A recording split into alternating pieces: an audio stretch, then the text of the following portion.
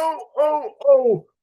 Merry Christmas from Brandon's World, and welcome to the fifth annual Brandon's World Merry Christmas special, where we recap the year in sports. This year was an absolutely phenomenal year in sports from my Philadelphia Eagles, once again becoming the reigning, defending, undisputed world champions of the National Football League, to the Oklahoma City Thunder, going on a historic run in the NBA Finals, to maybe the greatest World Series of all time, to maybe one of the greatest NCAA men's basketball tournaments of all time. We had wild moves in college football. We had a very unique year in wrestling, all centered around the retirement of the greatest of all time, who says to never give up. We're going to recap all that and more today. I first want to say thank you to all of you for making Brandon's World in 2025 the most successful Brandon's World in the 10 season and now near 8 year history of this show. We had an over 200% growth in audio podcast listenership. We had over 150 subscribers join us on YouTube this year. Again, thank you to all of you. Let's continue to make the growth happen. Today, on the Brandon's World Merry Christmas special, you will hear me recap the top 10 sports stories of the year. Then, friend of the show, Jalen Sandvick returns just like he did last year on this special to play fair or foul, aka true or false, on all things sports. Then I will award the WWE Slammy Awards for 2025. Then, in that second guest spot this year, I bring on Austin Arnold, the one and the only Washington Commanders fan that I like. We not only talk Eagles Commanders that takes place tomorrow, but we talk all things NFL. We do talk all things college football and professional wrestling as well. And then finally, I will recap what my sports predictions were heading into this year in 2025, and I'll give you my sports predictions in 2026. So this is our biggest, longest show of the year. I can't wait. So if you guys are ready, make sure if you're watching on video, you'll see me in my Philadelphia Eagles Santa Claus hat. I am in the Christmas spirit. I am wearing my Edge iconic classic WWE Christmas holiday sweater to kick this thing off. If you're ready, grab yourself your favorite snack, grab a quick sip of hot cocoa. Mm, as always, the best drink around the Christmas season. And let's kick off the Brandon's World 2025 Merry Christmas special. From a historic wrestling retirement tour, a historic World Series, media rights, and more, this was certainly a bonkers year in sports with more breaking news podcast than I could ever remember doing in the history of Brandon's World. And now that we are at the end of the year, it's time to announce superlatives for the top 10 sports stories of the year. For me, this is going to go in order from number one to number 10. And a quick note here, we are recording before John Cena's final match. I am recording this on December 6th, 2025. So anything big that happens in the sports world over the course of this Merry Christmas special, most of it was recorded between December 3rd and December 6th of 2025, just for clarity and accuracy. But let's start with the top 10 sports stories of the year. And number one, I've been ending it so far as we kicked off this Merry Christmas special. Yes, I include professional wrestling in this top 10 sports stories because professional wrestling, I do believe, is a sport. And I think John Cena's retirement tour, for me, believe it or not, was actually the story of the year in sports. The reason why I say that is because, as you'll see as we get to the WWE Slammy Awards this year, 2025 was all about John Cena in the company, and everybody knew that John Cena was retiring. It was picked up by major media outlets. He's going on this whole tour, and for me, when I think about 2025 in sports, again, it's just me personally, I think about it is the year of John Cena. You can make an argument, and WB certainly says it, that he is the greatest wrestler of all time. I think by now, along with The Undertaker, Hulk Hogan, Stone Cold Steve Austin, he is certainly The Rock. He's certainly the most well-known wrestler. I think you can make that argument, obviously, with his transition to Hollywood. And again, everybody and their mother knew John Cena was retiring. They created this whole retirement tour around him. I dubbed it the Eras Tour for Men. And so to me, when I think about 2025 in sports, the first thing that comes to my mind is John Cena. That's why I put him as the biggest storyline in sports of the entire year. Now, at number two, I had the World Series breaking records. Game 7 was one of the most watched World Series of all time. 25 million viewers, easily doubling the viewership of Game 7 of the NBA Finals earlier that year. To me, you can make an argument this was the greatest World Series of all time. From the 18 inning game 3 to the 11 inning game 7, the multiple chances the Toronto Blue Jays had to win game 7 and even win game 3, and those were two of their four losses in the series, to the star power with Shohei Ohtani proving in the NLCS how great he was. And the baseball playoffs were absolutely fantastic. And we remember the game 4 against the Milwaukee Brewers, where he pitched and had 3 home runs and proved that he's probably the greatest baseball player of all time. To the World Series with, Mookie Betts, who was, a converted outfielder to infielder, at second base, to be able to catch that ball in game 6 when the Blue Jays had a chance to win game 6 and the Dodgers pulled that double play out at the end of the game. To Yoshi Yamamoto, who had a dominant game 2 and a dominant game 6, to then go in game 7 and win it, proving he's probably the best pitcher in the world. For Vladimir Guerrero Jr., George Springer always stepping up in big moments. Uh, Andres Jimenez, I mean, you name them, there were superstars all over the place, and the games were competitive. Um, it was just incredible, thrilling baseball. It was easily the best World Series since the 2016 World Series between the Cubs and then Cleveland Indians, I should say. Obviously, Game 7 of that series went 10. This one went 11. You combine that with the 18 innings in Game 3. You combine that with the drama in Game 6. Even in Game 1, right, you have Toronto with the 9 runs, the grand slam. I said going into it, Game 5, they had Springer and Vladimir Guerrero back-to-back home runs to start off the game. I said at the end of this World Series, there was a moment in every single game that we will remember for years to come.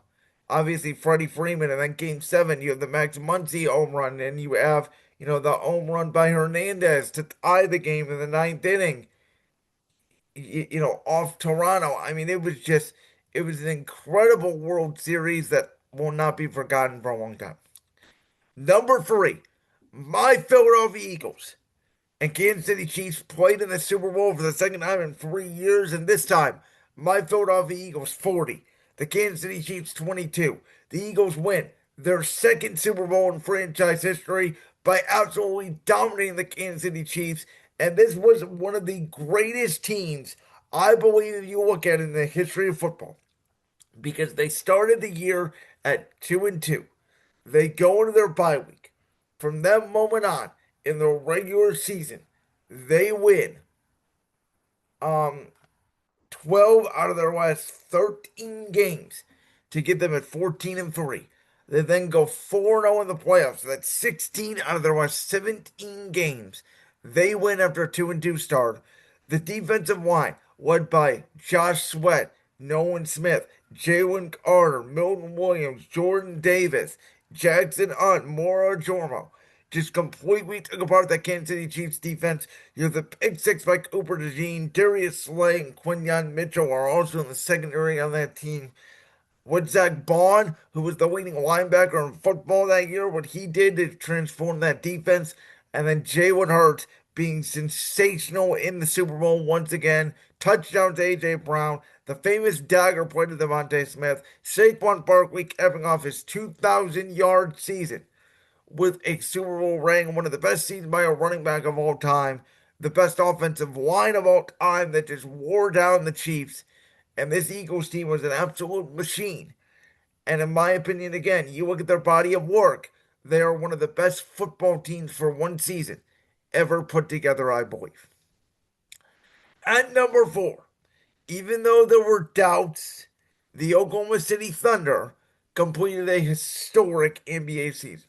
By that, of course, they win 68 games, and this year they're even off to a hotter start. And I think there's a real chance they could break the Golden State Warriors 73-9 record.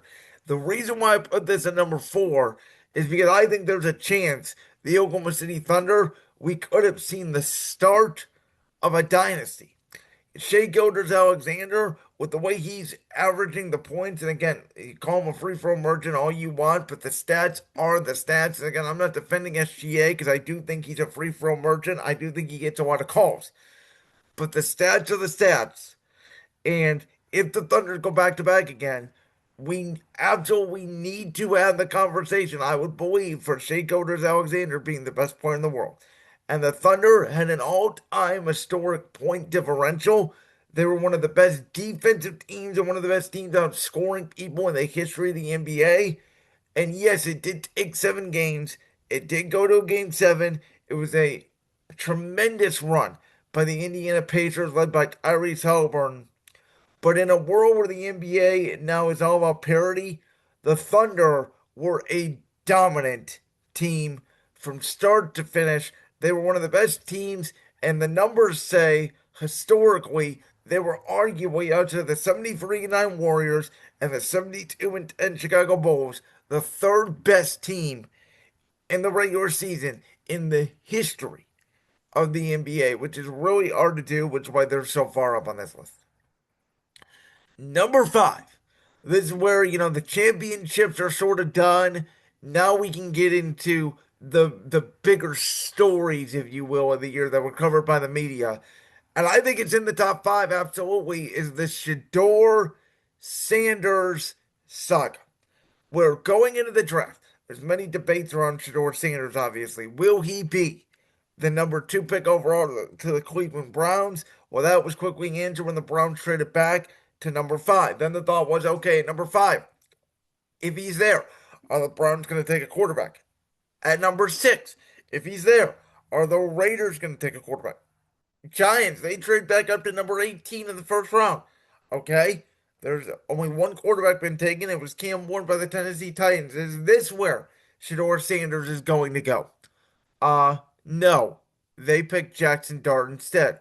Okay, number 21. He's going to go to the Steelers for sure. Shedeur Sanders, mid-first round pick, is going to be perfect. He's going to sit behind Aaron Rodgers for a year. Remember, Aaron Rodgers hadn't even signed with the Steelers at that point. No, they take the defensive lineman Derek Harmon out of Oregon. Then we get to the second round. Shedeur Sanders, still not taken. We get to the third round. Shedeur Sanders is still not taken. And Mel Kiper Jr. is adamant on ESPN television that there is collusion going on, that he had Shedeur Sanders rated as the best quarterback in this draft, even over Cam Ward. He doesn't understand what's going on. We get to day 3 of the draft, and there's rumors that if they're in position, the Baltimore Ravens, maybe even the Philadelphia Eagles, would take him. The rumors start piling out about how Shedeur Sanders bombed interviews, especially with the New York Giants, and that the NFL is now essentially blackballing him. That the Be Legendary stuff in his draft room did not go over well with NFL owners and general managers, and we know how much the NFL is a brotherhood. And then in the 5th round, after taking Dillon Gabriel in the 3rd round, who many people projected would be a 5th round pick, the Cleveland Browns select Shedeur Sanders. And there is the classic look on the face of Andrew Berry and Kevin Stefanski, which is, oh my goodness, what did we do? And then we get to training camp, and it is being reported that the Browns, who already have Joe Flacco, Kenny Pickett, Dillon Gabriel, and Shedeur Sanders, and you can make an argument even Deshaun Watson, who was still recovering from a torn Achilles, that Shedeur Sanders was the best quarterback in preseason. And then guess what? They're not going to play Joe Flacco in preseason. Well, Kenny Pickett and Dylan Gabriel get hurt, and in Shedeur Sanders' first preseason game, he absolutely lights it up against the Carolina Panthers, leading to people like me who've been calling it since the draft that I don't know how good Shedeur Sanders is, but he should start week 1 against the Cincinnati Bengals. And then he doesn't play in the second preseason game because he gets hurt. Plays in the third preseason game against the Rams. Looks like an absolute disaster. And at that point, we don't even know if Shedeur Sanders is going to get his chance. And Dylan Gabriel jumped over him, and Dylan Gabriel looks terrible. And there's calls for Shedeur Sanders. And Shedeur Sanders comes in week 12 against the Las Vegas Raiders. Plays well, not great, but well. Does not play well against the San Francisco 49ers in week 13. And now, arguably, next to the Philadelphia Eagles, the Kansas City Chiefs, the Buffalo Bills, the big teams in the NFL. Shedeur Sanders every day is being talked about by the national media. Is there collusion? Is there aid from Kevin Stefanski? Did he not want Shedeur Sanders? Are they purposely not playing Shedeur? Did they not purposely play Shedeur to start the year? Are the Browns tanking? Is he a good quarterback? We've talked about this man, Shedeur Sanders, now almost every day on a weekly basis for 8 months. That's why he's so high up on this list. At number 6, college football coaching movement. You guys remember what the number one story last year was in sports for me? It was freaking Bill Belichick going to coach college football. And I said going into this Brandon's World Merry Christmas special, a year from now, we're really going to talk about Bill Belichick being the number one story this year. Well, guess what? Obviously, that didn't happen because Bill Belichick in North Carolina, between the Belichick and the Jordan Hudson situation and the rumors that he wants to get out of North Carolina, maybe go back to the NFL, but the NFL is not sure they want him. It has been a complete and utter disaster for Bill Belichick in college football. Not only that, but Brian Kelly is out at LSU. And not only that, but Wayne Kiffin leads Ole Miss as they're about to go on a run in the college football playoff to take that LSU job because the college football calendar is broken. And Matt Campbell just leads Iowa State to go coach Penn State, who obviously fired James Franklin, who is now at Virginia Tech because James Franklin could never win the big game. College football is slowly turning into the NFL. The coaching movement is real. Whether Bill Belichick is one and done in North Carolina, we don't know. Matt Patricia has successfully transferred over to college football. He is easily the best defense in football with Ohio State. But Belichick thought, him and Mike Lombardi thought they could come in, they could use the transfer portal like free agency and turn North Carolina around in a year. And from Belichick being the old grump and no one seeing him being able to go in kids' houses and recruit, to the old Jordan Hudson situation where there was an HBO Hard Knock situation that was canceled, and her being in the background in a Belichick CBS 60 Minutes interview that was cut off. It's been a weird year for North Carolina. Obviously, Penn State new coach, LSU new coach. Now Ole Miss is going to need a new coach. Just like when Brian Kelly left for LSU and Lincoln Riley left for USC, and Mario Cristobal had to join Miami, which allowed Dan Lanning then to go to Oregon. It's been another wild circus in the college football coaching movement. At number 7, we're going to go to WWE, NBA, UFC media rights, and Major League Baseball as well. And I'm going to combine this with the fact that Netflix just bought, reportedly, Warner Brothers Discovery. So let's look at the media rights. We talked about this a ton this year because there were a lot of changes. For the NBA, they leave TNT. And for the first time since 2002, the NBA is back on NBC and Peacock as well. They retain their deal with ESPN, which still includes exclusivity to the NBA Finals. And they add an Amazon Prime as a streamer. And now the NBA is on broadcast with NBC and ABC, streaming with Amazon Prime and Peacock, and cable television with ESPN. And they are on 7 days a week. There's a primetime game every single night. The NBA viewership is through the roof because of this, because there's better access to the NBA. Not saying it's a better product, but the NBA moving to NBC felt like a big deal. NBC has made the NBA feel big. Amazon Prime is an incredible coverage, especially in their studio, and you can tell they've learned from their NFL. You know, when they just started out, they've grown tremendously over there. And ESPN looks like the weak link to me in that partnership. For WWE, not only was this year the start of Monday Night Raw on Netflix, which has created the ability for people to watch WWE whenever they want, the ratings don't necessarily matter anymore. WWE ratings are up on Netflix compared to the USA Network.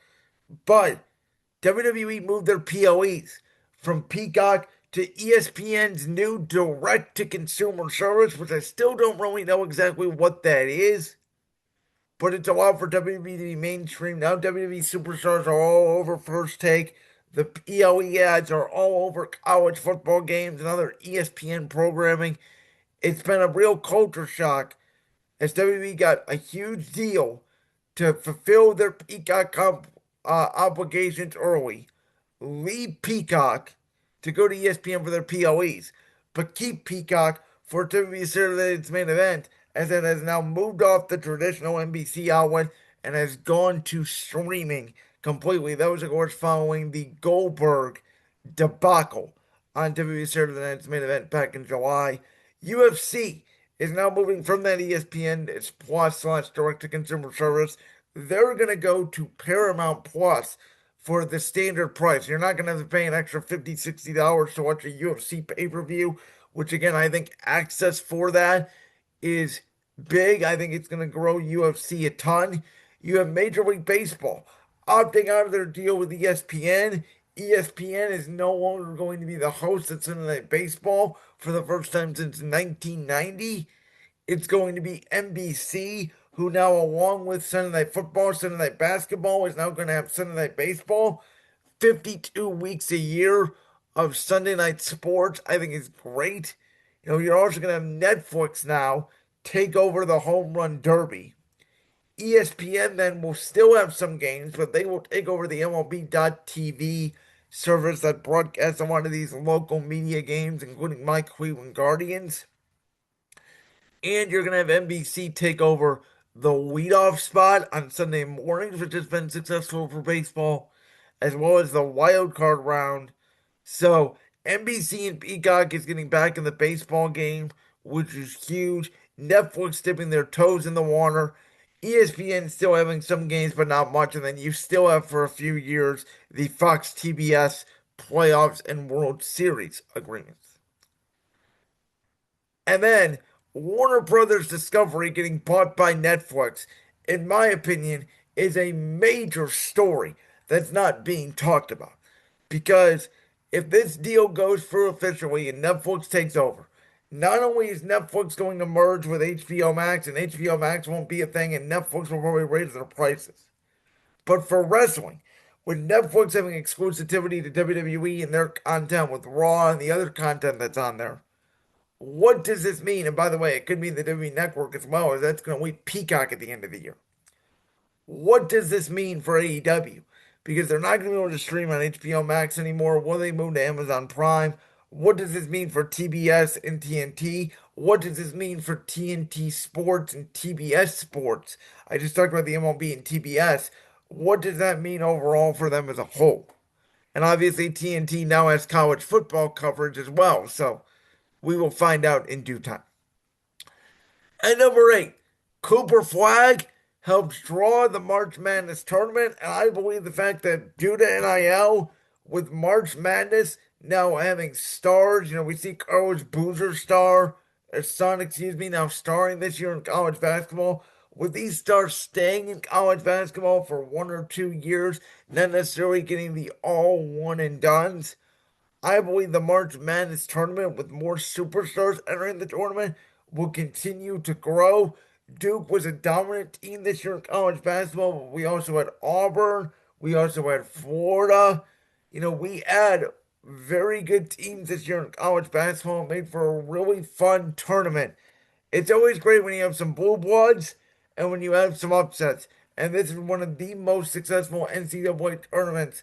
The ratings were up over double digits and the best ratings for the tournament in a decade this year for March Madness. At number nine, for me, the NBA All Star weekend is now completely a disaster. The dunk contest is led by a guy who is in the G League and Max McClung. The 3 point contest is nothing special anymore. You're just watching guys shoot because that's all they do is shoot threes. The skills competition is severely watered down where you have this team challenge. You have people participating in these challenges that aren't even all stars anymore. And then the All Star weekend format, which was just, you know, a group of four where you had three groups of all stars, then you had the Rising Stars team, and they had a four group of tournament, and they had to play to a target score. It just didn't work. It was boring. Sure, there was a little more defense at the end, unlike the 2024 All Star game, which was a complete and utter train wreck where there was zero defense to be played. But the NBA All Star game now is not taken seriously at all. I don't think this round robin format of USA versus the world is going to work, though it is going to be on NBC this year. I'm interested to see its format in 2026. But I do not think this is going to be a fix of the All Star weekend. I've been calling it for years. The NBA needs to make a significant change, which is either offer compensation the way they do for the NBA Cup, or completely abolish the NBA All Star weekend. And obviously, it's an advertiser and a moneymaker, so they're not going to do that. And then at number 10, the NBA culture is changing, right? Out the door is LeBron James and Steph Curry and Kevin Durant. And in comes Anthony Edwards and Tyrese Halliburton and Shea Gilgeous-Alexander and to some extent Nikola Jokic. This is a new age NBA where we have not had a champion go back to the conference finals since the 2019 Golden State Warriors did so. It's a wide open league. The regular season does not matter much anymore. People are resting. The Cavs have gotten fined twice for resting players on national televised games. The NBA is trying to stop world management, though it's not working. There are way too many threes being shot. The last 2 minutes of a game take forever. And again, while ratings are up because of this new media deals, it does not mean that the NBA product is improving. I said it in March. When you watch the NCAA men's college basketball or women's tournament, or even the WNBA, which again last year, remember, Caitlin Clark was the big story of the year. And again, without Caitlin Clark, talk of the WNBA has disappeared. Gee, I wonder why. But when you watch those leagues and you watch today's NBA, I find the NBA repetitive and I find the NBA boring. I don't think any team has any different style of play. It's one catch, it's dribble, and shoot a three. There is absolutely no defense being played. Stars are not being played in big games. And to me, it's a problem for the NBA. Yes, the culture is changing and there is more talent than ever, and we are seeing the birth of young stars, but they are not being promoted the way they should. And I even believe that Major League Baseball has taken over the NBA in marketing, words that a decade ago I never thought I would say. So those are my top 10 sports stories of the year. Number one, John Cena's retirement tour. Number two, the World Series breaking ratings. Number three, my Philadelphia Eagles once again becoming the reigning defending undisputed world champions in the National Football League. Number four, the Thunder completing an historic NBA season with their first NBA championship. Number five, the Shador Sanders saga. Number six, the movement of coaches in college football. Number seven, Netflix buying Warner Brothers Discovery in the NBA, MLB, WWE, UFC media rights, new deals. Number eight, Cooper Flag and crew helping the March Madness tournament ratings reach new heights. And number nine and number 10, not only is the NBA All Star weekend turned into a complete disaster, but the NBA culture has changed. And welcome back to the Brand's World Merry Christmas special. And just like a year ago, we have returned Jalen Sandvick to the Brandon's World Merry Christmas special to play what has now become a tradition on this recap of the year in sports. Our favorite game here on Brandon's World, Fair or Foul, aka True or False, stealing the Major League Baseball terms. Jalen, how's it going, my man? What's up? Merry Christmas to everybody, all the Brandon's World fans, Brandon, yourself. Um, as of we're recording this, we're kind of far out from Christmas, but it's all right. Merry Christmas to everybody. You guys love this. I love doing this. I've told Brandon in private that I literally have pages upon pages and sometimes I come on here and I spitball them, so you never know what you're gonna get from me. And of course, in the summer, we did buy, sell, or hold, which is a similar but different version of this. And we do it centered around specific sports, where Jalen will give me a topic and I choose whether to buy that stock, sell that stock, or hold that stock. The Merry Christmas special Brandon's World, I love this so much because we can cover current, we can cover the future, we can cover the past, the whole year. We can cover different sports. We can jump from the NFL to Major League Baseball or wrestling to the NBA, back to the NFL. We can go wherever Jalen feels like he wants to take these questions. So, and I have ADHD, so we're going to go a lot of different places. Without further ado, Jalen, let's start this edition this year, the 2025 Merry Christmas special, Fair or Foul. Ladies and gentlemen, our first topic of the day is a very, very, very, very brand new topic. Exactly 1 week from today, my good friend will be in D.C. to see the GOAT, the Never Seen 17. And this is how we're going to start this. This John Cena's farewell tour will be bigger than LeBron's farewell tour. Okay, so some of my answers for these questions are going to spoil, I'm assuming, some of the topics that may come up later in the show, because you guys just heard before this segment, I did my top 10 sports stories of the year. After this segment, I'm going to do the Slammy Awards. I'm going to wrap up the show with doing the 2026 predictions in sports. And one of the things I said, and Jalen, this is a spoiler for you because you haven't seen this yet, but actually my number one sports story of the entire year was John Cena's retirement tour. And so for me, I am going to say this is fair.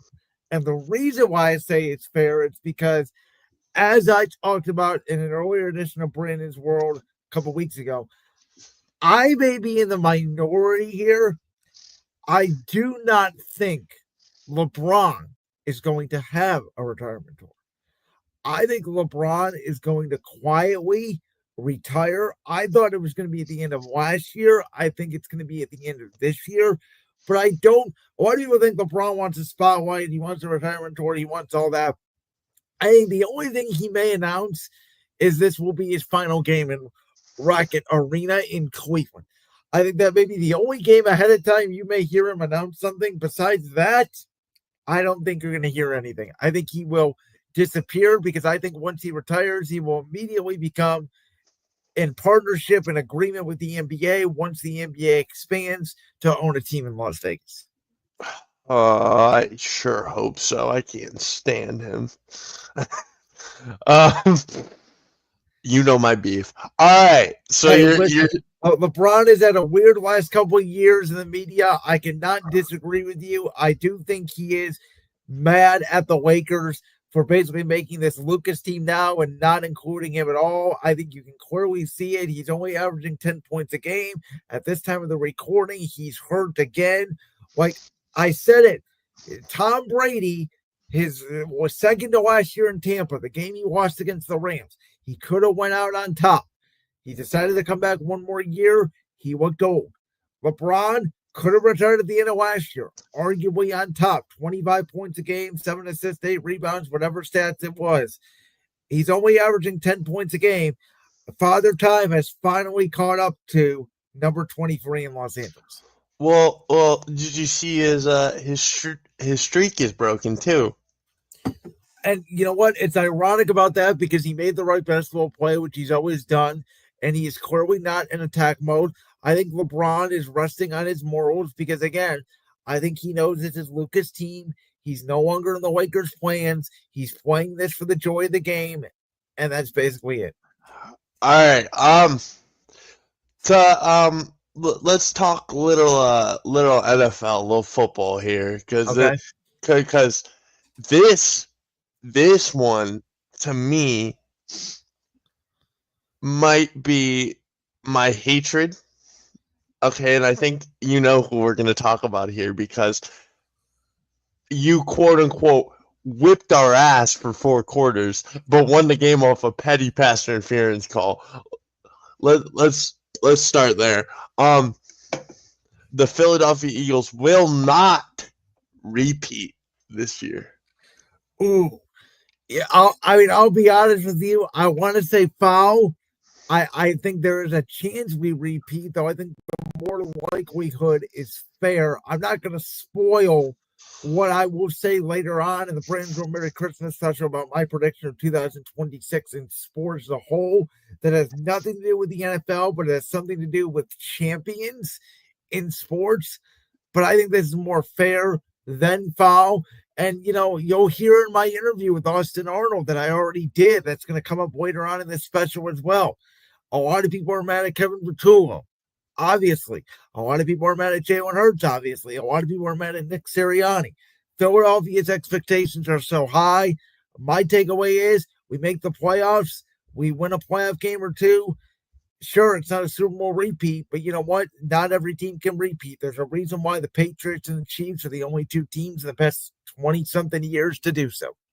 Also, you're welcome for beating the Cowboys for you. You're welcome. Thank you very much. I appreciate that. Of course, this is recorded right after that game took place on Thursday night. Great game, by the way. Great game. Tremendous game. All right, we're gonna talk. We're jumping every sport here. We're hitting baseball because this one has been a topic at my family parties, family dinners, for a long time. Ever since this man decided to be an absolute monster. Shohei Ohtani will go down as the greatest baseball player of all time. He already is the greatest baseball player of all time. Oh, okay. That is fair. And by the way, it's not even close. Who in this day and age was alive to see Babe Ruth? Was anybody? I don't. That's a serious question. I don't know. Shohei Ohtani is easily better than Babe Ruth because no one will duplicate what he did. And I think that what you saw in the 2025 NLCS Game 4 when he hit the 3 home runs and pitched 7 shutout innings against the Brewers in the NLCS, nobody can do that in the history of mankind. I am done doubting Shohei Ohtani. For the longest time, I tried to say there couldn't be a best player in Major League Baseball. Well, until this guy decides that he can, hit 3 home runs and pitch 7 shutout innings. I do worry a little bit about his arm being able to pitch and hit and, doing that consistently year in and year out. We've already seen the injuries, but no one has even come close to this guy. He's a freak. He's like the Wemby of baseball. Yes, in a way, though I would argue Wemby does things at 7'5" that no one else can do, but Wemby plays offense and defense in a sport that requires it. This sport in baseball does not require you to pitch and hit. Yeah, that is true, I guess, but that's my best other sport. Well, that's my best other sport comparison because the only other comparison you can make is Travis Hunter, and clearly it has not worked out. Yeah, that's for another day. I knew it. Everybody knew it. Okay. Now this one's about football. We're bouncing around because I wrote this one last night while my eyes were half shut and I was about to go to sleep, and I forgot that I wanted to talk to you about this because looky who, the dumpster fire in Cleveland on the lake reactivated Mr. Deshaun Watson. Number 4 will see the field again as a Cleveland Browns starter. So this may or may not happen by the time we hit the air because, as I predict, if Shedeur Sanders loses at the time of this recording this weekend to the Tennessee Titans, I think you will see Deshaun Watson in Chicago. I think absolutely fair. Deshaun Watson will see the field. If it is at home against Buffalo or Pittsburgh, I recommend that every Browns fan in America boycott the game, make it a COVID game. Nobody enter that stadium. You know that's not going to happen. This is disgusting. It's a joke. Now, again, I will say, I initially, when the trade first happened, I supported the move. I am not a hypocrite on it. I supported moving on from Baker Mayfield. I supported getting Deshaun Watson. We all did. We all did. And as I advocated, I don't know if I've asked you this, Jalen, or not. So I'm going to ask you a question real quick. Oh, flipping rolls. Let's go. I got the iced coffee in me. I'm ready. Is it possible? I'm just going to throw this out there. Is it possible Deshaun Watson is not a broken quarterback?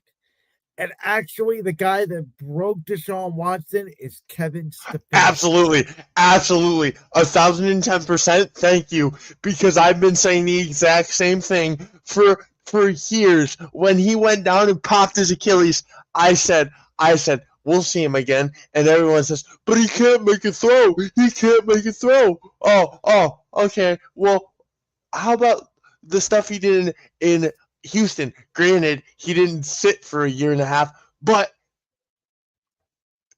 what has Kevin Stefanski done with quarterbacks? Ran them into the ground. Ran Baker Mayfield out of Cleveland. Oh my God. Give Deshaun Watson a new offensive scheme to air the ball out, and I guarantee he still got it. That doesn't go away. Look at him chirping to Shedeur, telling Shedeur, yo, you can be good in this league. Escape the pocket and make the throw on the run. That's what you do. That's what I did. That's what we do. It just doesn't disappear. It's like Michael Jordan shooting that free throw last month. That never goes away. That stuff never goes away. It doesn't. It's just Kevin Stefanski. So, bottom line is, I do think whether or not we see him while this recording airs or at the end of the season, I think we do see Deshaun at the end of the year. I'm about to get bashed for this. I hope so. Make him play. Make him play. I mean, I don't, because I want to see Shedeur because, you know, I'm a big I do too. I do too. I do too. My wrist is always up around this house, okay? I love Shedeur. But if you're making stupid amount of money to sit on your ass and do nothing, at least get on the field and fucking play. That's fair. All right. Now, we're going to continue talking about this dumpster fire, all right? Because, listen. Kevin's got to go. Barry's got to go. So my question to you is, Mike Tomlin is also in the hot seat. So Mike Tomlin will be the Browns coach next year. Foul. I think it's 100%. I don't think there's any way possible he would go to Cleveland. I do think it's on the door that he does leave Pittsburgh. There's a situation where they could finish under 500, which I think is likely, depending on the result of this Ravens game this coming weekend. But I don't think there's any way he'd go to Cleveland. If he's going to leave, he's going to go to a place with a quarterback. And I'm going to throw one scenario out there, Jalen, that I don't think a lot of people are talking about. That I think personally, Kevin Stefanski and Andrew Barry have both been told they are not getting fired. They are safe to start tanking. I think Barry, with this draft class, even if they missed on quarterback, the other players have been kids. I think he's been given another year, and I think they want to tie Barry and Stefanski together, and I think they believe the roster isn't good enough, and they're not going to blame Stefanski. My one thought would be, if you can upgrade the receiving core, because that's the biggest weakness on the Browns roster. If you don't believe Shedeur or Dylan Gabriel is the guy, and they're going to get rid of Deshaun Watson, no matter what me or you think of him. To me, the solution would be upgrade the receiving core in the draft, and go get like Mac Jones for a year and see if Mac Jones, who has ran the Shanahan offense, if he's going to be the next Sam Darnold or the next Daniel Jones or the next Baker Mayfield, and resurrect yourself with Stefanski, because the one season Stefanski had success here was when they had some decent receivers and Joe Flacco was the quarterback. Oh man, I can't stomach Stefanski. I can't stomach the way he talks to Mary Kay. It bothers me every. Here's my thing though: you have to win games, right? I mean, they finished with 4 wins this year. They'll have 7 wins in the last 2 years. So if he stays, they're going to make a move at quarterback because they have to win games at some point. You have to give this fan base something to cheer for, no matter who the coach or GM is. Do you understand that if we fired Stefanski right after we hopped off air, everyone in Cleveland would be cheering? I don't believe that's the case. I don't think everybody would be cheering. Majority. I honestly believe that. Majority. Because here's the thing. I'm indifferent about Stefanski. I don't think he's a great coach, but I also think the league thinks he's a great coach and he would get a job in 1 second, and with a better roster, I think he could win. That's my problem. I'm over it. I'm over the regime. I'm over it. It's fair. I mean, you guys have been through hell. I mean, thank God me and you both have better teams to root for. Speak for yourself, pal, because both of my teams in my lifetime have gone 0-16. Yeah, but you at least have a team right now that is a competent organization. Yeah, that is true. And we have the best running back in the league in Jameer Gibbs. Okay. I agree, by the way. Yeah. Just gotta throw that out there. Putting belt to ass against that. Justin. Yeah. All right, we're gonna talk a bit better of a team, but they're a bit shaky right now. We're gonna talk Cleveland Cavaliers. We're gonna talk. Okay. So I know you heard the rumors that one Greek freak might want out of Milwaukee. No chance the Cavs get him at that. Hold on. That's not my question here. Okay. Listen to this package and tell me if it's fair. If you would do it, foul. If absolutely not. Okay. Put my head down. Garland, Allen, Dean Wade for Giannis, and a couple picks for Giannis. Is this from the Cavs' perspective or from Milwaukee's perspective? Because it's from Milwaukee's, because we would obviously do that in a heartbeat. From Milwaukee's perspective, for Milwaukee, for me, it's foul. I want more. I would want. I'll be honest with you. I would want a young star. That's why I think San Antonio is the team you trade with. I want Stephon Castle or Dylan Harper, and I want picks. Yeah, but you also could throw Mobley in there. You could. Here's my hot take. I would not do Giannis for Mobley. I don't know. Mobley is not even 25 years old yet, I believe, and I think he's going to become one of the top 10 players in the NBA here in the next few seasons. Well, as long as he can shoot free throws, I don't really care what he can do, but right now he can't shoot a freaking free throw. I'll be honest, I have probably watched less Cavs basketball this year than I have in the past 5 years. So, yeah. You're saving yourself. I mean, I just don't think that they care about the regular season. Naquan Tomlin's playing more minutes than Jared Allen. They've already gotten fined twice for not playing Darius Garland in national televised games because they don't care. Jared Allen needs to go. Okay. Anyway. Stop giving me on these tangents that. Oh gosh. All right. Fair enough. You already traded your boy Isaac Okoro, so.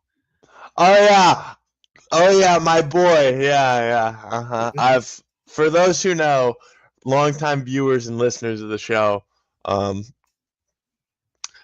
me and my guy Isaac have some beef. We do. Probably went on his most epic rant on this show when he talked about Isaac Okoro. I did. It's a legendary moment. It still sits in my heart. It's legendary. All right, we're gonna talk. We're gonna go a little back to wrestling here because I've fell in love with professional wrestling again. Okay, I know I tell you this like every month, but I fell in love with professional wrestling, not just WWE, but professional wrestling as a whole. And I'm gonna ask you this because I want to know where you sit on this. There is too much wrestling per week for the average viewer. Oh, 1,000% fair. It's not even close, especially now that TNA has a new TV deal. And by the way, I watched some of TNA Thursday night this past week on AXX TV. It's not that bad of a wrestling program. Let me put it to you that It way. definitely is not. It definitely, I will tell you, it is not. So yes, I mean you have Raw Monday on Netflix, you have NXT on Tuesday, you have Dynamite on Wednesday, you have TNA on Thursday, you have SmackDown on Friday with maybe like a TNA pay-per-view. You have AEW Collision on Saturday, along with all the PLEs. Sometimes you have an AEW PLE on Sunday. There's New Japan Pro Wrestling out there, which I know a lot of people do like that are real professional wrestling fans. I think you got to pick and choose your battles. We are both picking what we like and what we don't like, and all these companies have never been more different from each other. It's been a very weird year in wrestling as a whole, and I hope it gets back on track in 2026. There is nothing I love more than making my girlfriend sit down and watch professional wrestling with me. I because she looks at me like I am the biggest crackhead, like I am going nuts over John Cena retirement. I told her, if you want to hang out next Saturday, you have to come to my house because I'm not leaving. I'm sorry. She asked me to go to dinner. Folks, you gotta pick your priorities, all right? And yes, I've been with that lovely woman for 10 years. Yes, I've 10 years? Wait a minute. Yeah. You're only 20 years old. Wait a minute. Listen. I met this woman at Youth Challenge when I was 9 years old. And this woman has been a part of my life ever since then. How long have you guys been officially dating? Oh man.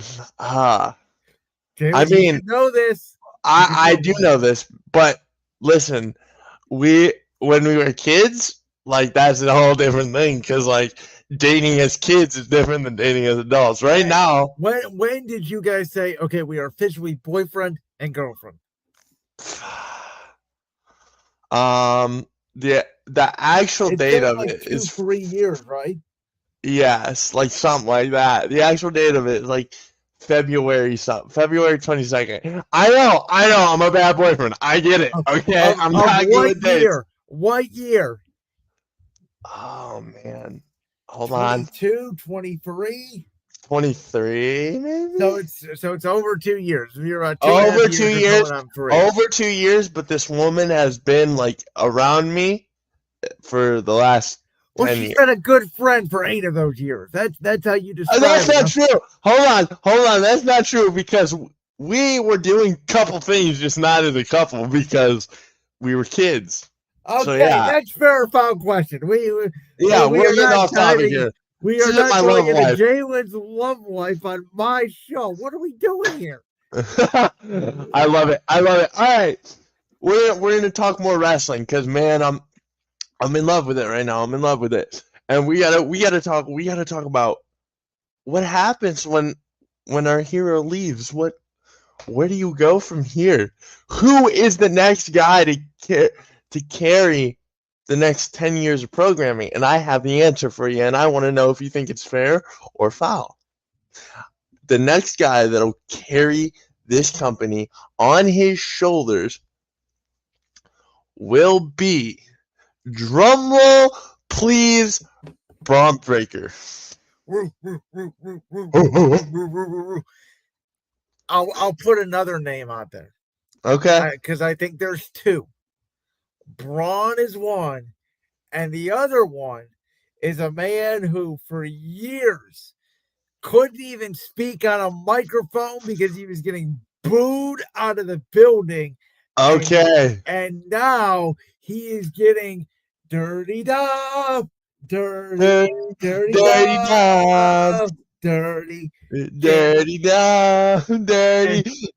dub. And I think those are the two guys. I think that by WrestleMania 43 in Saudi Arabia, they will either be world champions or will be in world championship matches.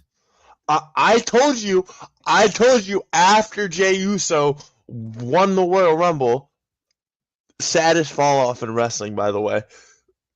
I told you Braun Breaker. Okay, I see that smile on your face. I told you Braun Breaker was gonna win the Royal Rumble. I told you that. So I'll spoil this now because it's not going to be in the Brands World Christmas special. I talk about it on Order with Austin Arnold.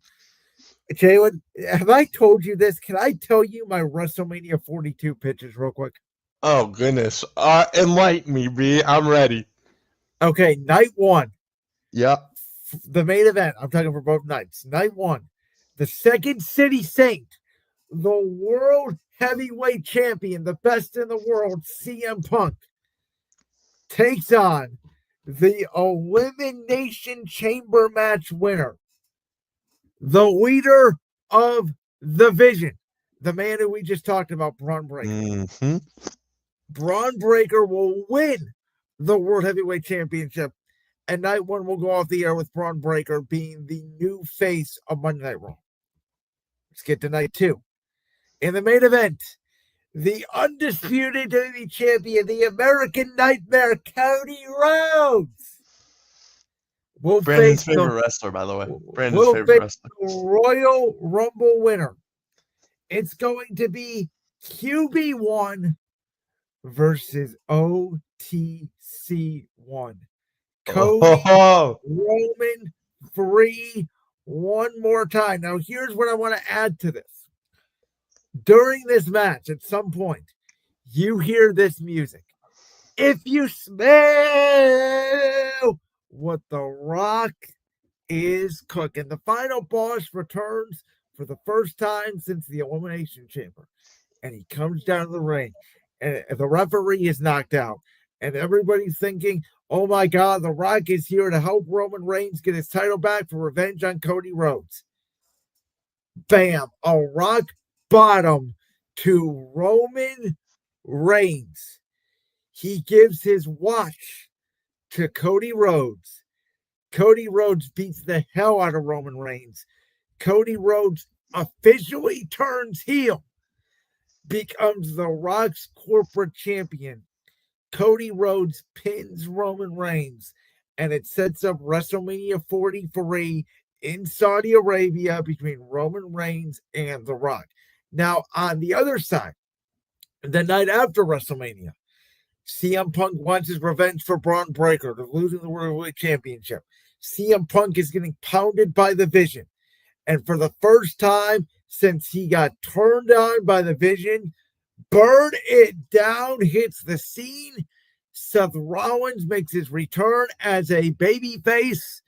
And you have Seth Rollins and CM Punk, who are still don't like each other, still want to kill each other.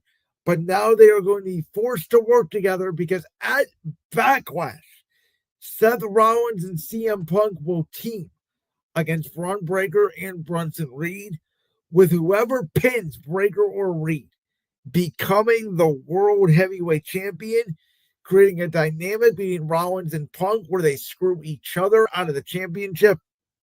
And also at Backlash, the main event will feature Cody Rhodes, his first championship defense as a heel, against the Viper, Randy Orton, who has waited for years. He's been staring at that championship for years, and Cody never gave him a title shot.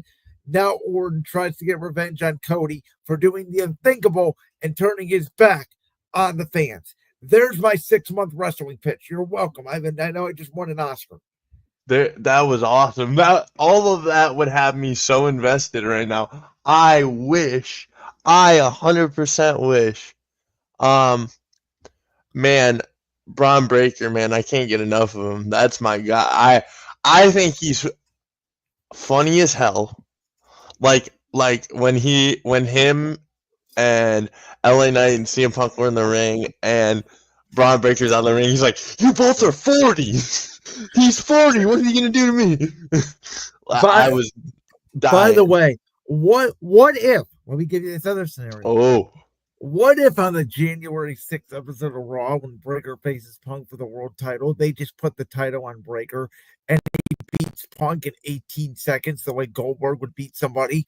And then you could have Punk maybe face Breaker for the title at WrestleMania and have Punk be climbing to try to get the title back. That's another scenario. ooh. Okay. Now we're getting into a completely different topic. But are you ready for my next question, sir? Yes. Because I've got some heat for you, and we're gonna talk a little bit of football because we love football. It's what we do. I'm probably And I going know to you. go a little more rapid fire here because we have about 30 to 40 minutes left, but I want to get more questions in. I know I'm taking a long time to explain my answers on these questions. But that's what makes this as beautiful as it is, the explanation behind it. Now, Okay. as of this recording, Ohio State has a big game against Indiana. I don't know if you heard about it, Brandon, but it's the Big Ten championship. You know what I'm talking about? I predict it won't even be a close game. I'll be honest. Oh, you think we're beating the piss out of them, huh? I think it's like the Michigan game. I think it's like 27-10. Okay. Now, you might have just answered my question. Ohio State will not only win the Big Ten title, but will go on and steamroll through the playoffs and win a back-to-back national championship. So again, might be a little bit of spoiler alert for later in the show, but I absolutely believe yes. This is, I will tell you, Jalen, I think this is the best college football team I've ever seen. I didn't think I would say that after I watched the 2019 LSU team with Joe Burrow and Randy Moss's son and Jamar Chase and Justin Jefferson. Ohio State is the two best receivers I probably have ever seen, and they just got another 5-star wide receiver who just came there. And Julian Sayin is 10 times better than Will Howard. And Whoa! because Will Howard is not an NFL quarterback, Julian Sayin maybe shut your mouth. You shut your mouth. Will Howard stinks. Yeah, I mean, Ohio State is better than everybody else, and their defense is easily the best defense in the country. I don't see how this team loses a game. The only team I can see them maybe beating them is Georgia. They have an excellent defensive performance. Oh, I don't like that disrespect on Will Howard. Although I am insane for Jules. I am insane for Julian saying, okay, listen, You that guys kid are is very biased towards Will Howard, and I don't understand why. What are you talking? Okay. Because We got a rapid fire. We got a rapid fire, Brandon. You don't want to do this. Okay. You don't want to do this. You don't want to do this with me right now. You don't want to do this. You don't want to do it. You don't want to do it. You don't want to do it. I'd be a tight window throw he made at Ohio State. That's all I'll say. What about against Notre Dame to close off the game? What about that? Nope. What about how about this? Oregon in the Rose Bowl? All wide open guys. And that's Will's fault? I'm not saying it's Will's fault. I'm saying he has built a car.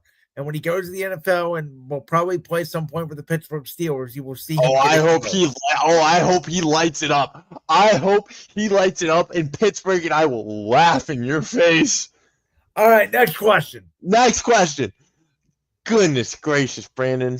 Okay, now we're going to talk a little more basketball because your guy, the guy you told me to watch out for almost 5 years ago now, Victor Wembanyama,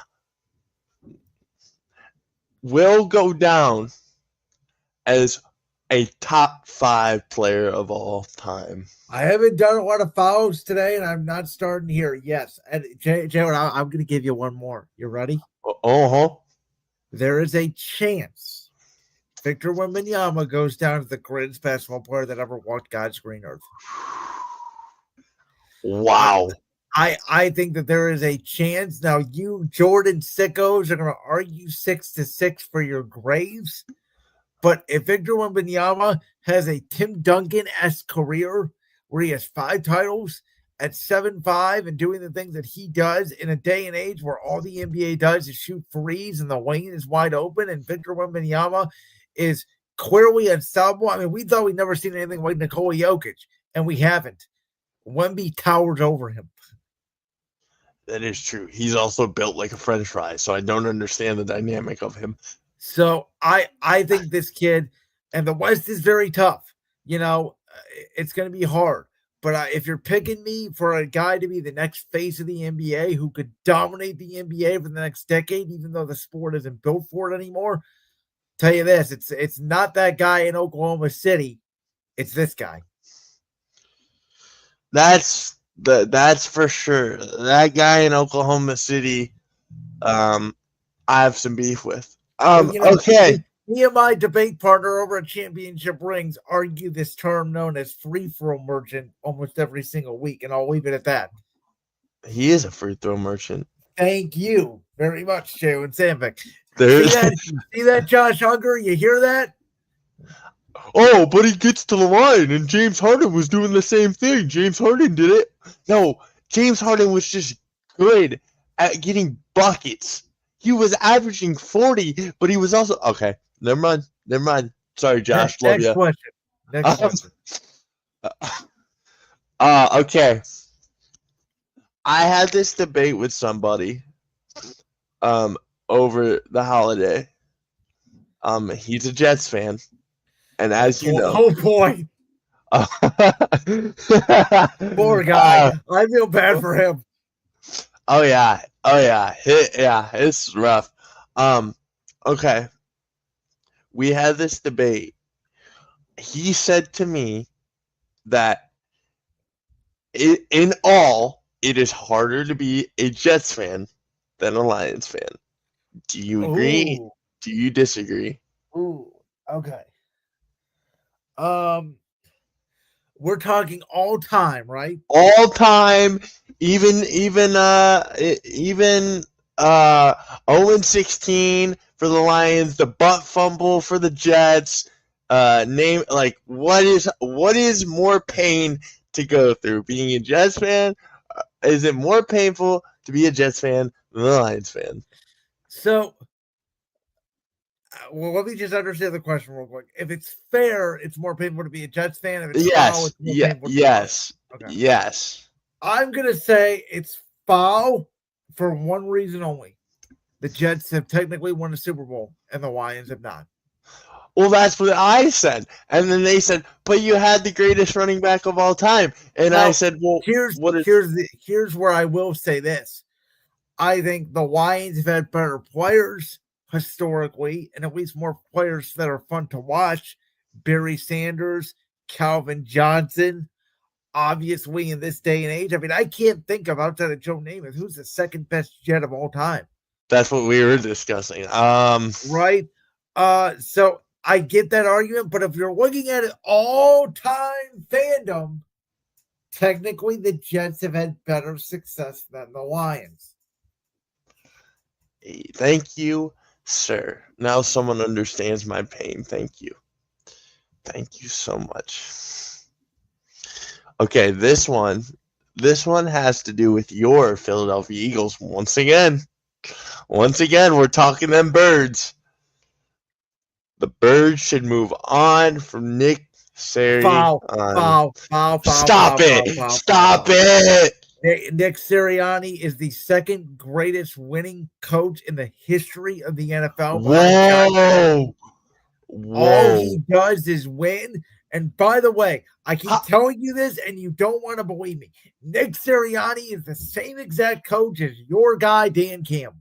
He's not. He's not even close. Yes, he is. They are the exact same coach. They're both reckless on fourth down. They both have weird press conferences. They both make irrational, stupid decisions sometimes in games, yet players absolutely love them. And both of them, by the way, are also dependent on who their offensive and defensive coordinators are. Oh, Brad. What about, first of all, winning coach? The second most winning. What's Andy Reid? He's been to 2 Super Bowls in 3 years. He has a better winning percentage than Andy Reid. What? Okay, but Andy Reid is what?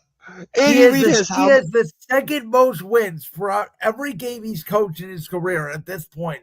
That amount of games. He has the second biggest, most wins. One of those wins you can take away because of bum-ass pass interference It call. wasn't going to matter because your offense couldn't move the ball the whole game. It didn't matter. You get off the field. Yeah, that should have been our ball with a minute to go, down 7. Yeah, well, Jalen, guess what? Then you guys turn around and lose on Thanksgiving to the Packers, a game that you told me you were going to smash the Packers. Well, guess what? What happened? What happened? You were up 3 scores against Dallas. What happened? We were, and we choked it away. Was it shit? What I'm saying, Nick Sirianni and Dan Campbell are the same freaking coach. You don't want to fire Dan Campbell, but if I told you, no, I don't want to fire Dan Campbell because Dan Campbell has been the best thing to happen to Detroit since Calvin Johnson. The best thing to happen to Philadelphia since freaking the Liberty Bell was there. That's not even true though, because you won a Super Bowl without him. Yeah, and guess what? After that, the whole team fell apart. We've been to 2 Super Bowls with Sirianni, and there's a real chance we could get to 3 in 4 years. Oh, Sirianni. Remember when his own fan base was chanting fire Sirianni? Because that's what Philadelphia does. If Dan Campbell was in Philly, they'd be chanting fire Dan. Well, they did boo Santa Claus. So they were chanting fire Doug Peterson in the middle of the Super Bowl parade. You Philly fans are deranged. You guys booed Santa Claus. Deranged idiots. We don't. And I'm not part of it. You know me. I'm not part of this crazy Philadelphia mob. But you are. You are the heart of the Philadelphia mob, and no, you know I'm it. not, because I don't have these crazy expectations that we have to win the Super Bowl every single year or fire everybody. Okay. I'll let it slide there. I'll let you slide there. All right. Now we're gonna talk more football because I want to know who's gonna win the MVP, and I have someone in my head that I think is going to win the MVP, or at least should be in the race. I think Josh Allen's gonna win the MVP. Oh, I completely disagree. I don't even think he's in the conversation. I think Josh Allen has had a bad year. And I think there's 3 MVP candidates. I think it's Matthew Stafford. I think it is Drake May. And I think it is Dak Prescott. And after Thursday night's game, I think we're down to Matthew Stafford and Drake May. And well, if you want me to pick for them, I think from those 2, it's going to be Drake May. And I agree with you. And I think that as long as this point, if the Patriots get the number 1 seed, Drake May is going to win MVP. Whether that's going to translate to the playoffs yet, I don't know, but that's where we're at. I'd like to say, shout out Matthew Stafford. You know I love you. And you have been proven right on Matthew Stafford. That's the one thing I'll give you. I never thought Matthew Stafford was as good as you said he was, and clearly he is. I told you. Since I've been 12 years, since I met you when I was 8 years old by that tree, Brandon, I told you. Thank you. Finally, Stafford gets his flowers. All right. We're gonna let's scroll here. Ooh, let's scroll deep into my list here. Let's see what I got. Okay. Ooh, this is a good one. This is a really good one. You say that about every question. No, but this one's good because you sound like Trump. This one's so good. It's the greatest question. Quite frankly, this might be the greatest question in Fairville history. I don't know, though. I don't know how you can answer it. All right. But this one's good because this one's about Steph Curry. Steph Curry is the greatest point guard of all time. Yeah, I mean, I think it's fair. I think he transitioned the sport. And I think because of Steph, the NBA has gotten worse aesthetically. I'm just being honest. I think Steph You're not wrong. I think Steph Curry somewhat ruined the NBA. But in terms of accomplishments and overall skill and talent, sure, Magic Johnson, 6'9", he was a great player. He couldn't shoot like Steph. Steph Curry influenced more kids than LeBron. And I would make an argument he's up there with Jordan in terms of influencing the game of basketball.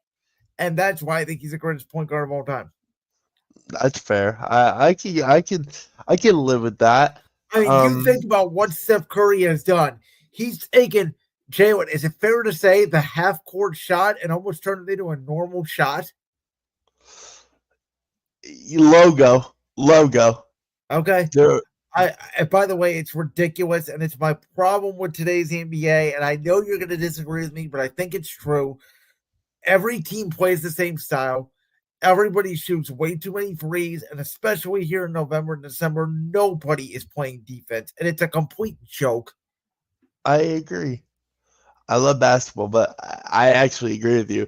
I mean, Boston yesterday shot over 60%. Like, From three? yes. Look that up. Check that stat. I don't know how if I'm accurate there, but I know they shot high from three last night. Okay, so they beat the Lakers 126. Oh, yeah, like 126, like the new normal of 100, pretty much, which bothers me. 3-pointers, they were 24 or 45, so 53%. Yeah, that's incredible. And by That the is. way, that's the new norm. And I think I told you this during the March Madness tournament this year. When you watch college basketball, which again, the only thing that matters in college basketball now is March Madness. So it's the only month of the year we watch college basketball. But when you watch that and then you turn on the NBA game the same night, it's two completely different sports we're watching. I won't watch the NBA during March Madness. And that's coming from a guy who loves basketball. I refuse. Hear me out now. Hear me out. Because all day, from noon to what, 10 o'clock on the West Coast? Well, some of us have jobs, so we can't do that. But hey, so do I, pal. All right, I just bring my laptop everywhere with me. Okay. Not all the way through, but it's like noon Eastern or like 1 a.m. Eastern time. Right. So I'm watching close game after close game after. Not all of them will be close, but you're watching close game, big foul calls, and then you turn on the Thunder at Lakers, and it's brick, three, Luka step back, brick, Luka step back, Shea foul. It's a terrible. I've said it. I love the NBA playoffs, though I do think they're drawn out way too long. I think baseball players have proven that. But the NBA playoffs are a different product than the NBA regular season. And I don't care what anybody says. The NBA viewership may be up 90% because they got a big deal with NBC and Amazon Prime. Whoop-de-doo. I think the NBA, for me personally, baseball has excited me more the last couple of years than the NBA. The NBA has become a distant third for me. Oh, dude, the World Series was awesome. The World Series was great. I thought it was I said this earlier in the show. I thought it was the best World Series I've ever seen. Nope, that one stands 2016. I think this one had 2 extra inning games. The Game 7 drama going to 11 innings. The comeback, the talent on both sides was better than that 2016 World Series. You had the two countries going at it. I thought it meant more. The rating showed it, and I thought baseball needed it. I thought it was a fantastic World Series.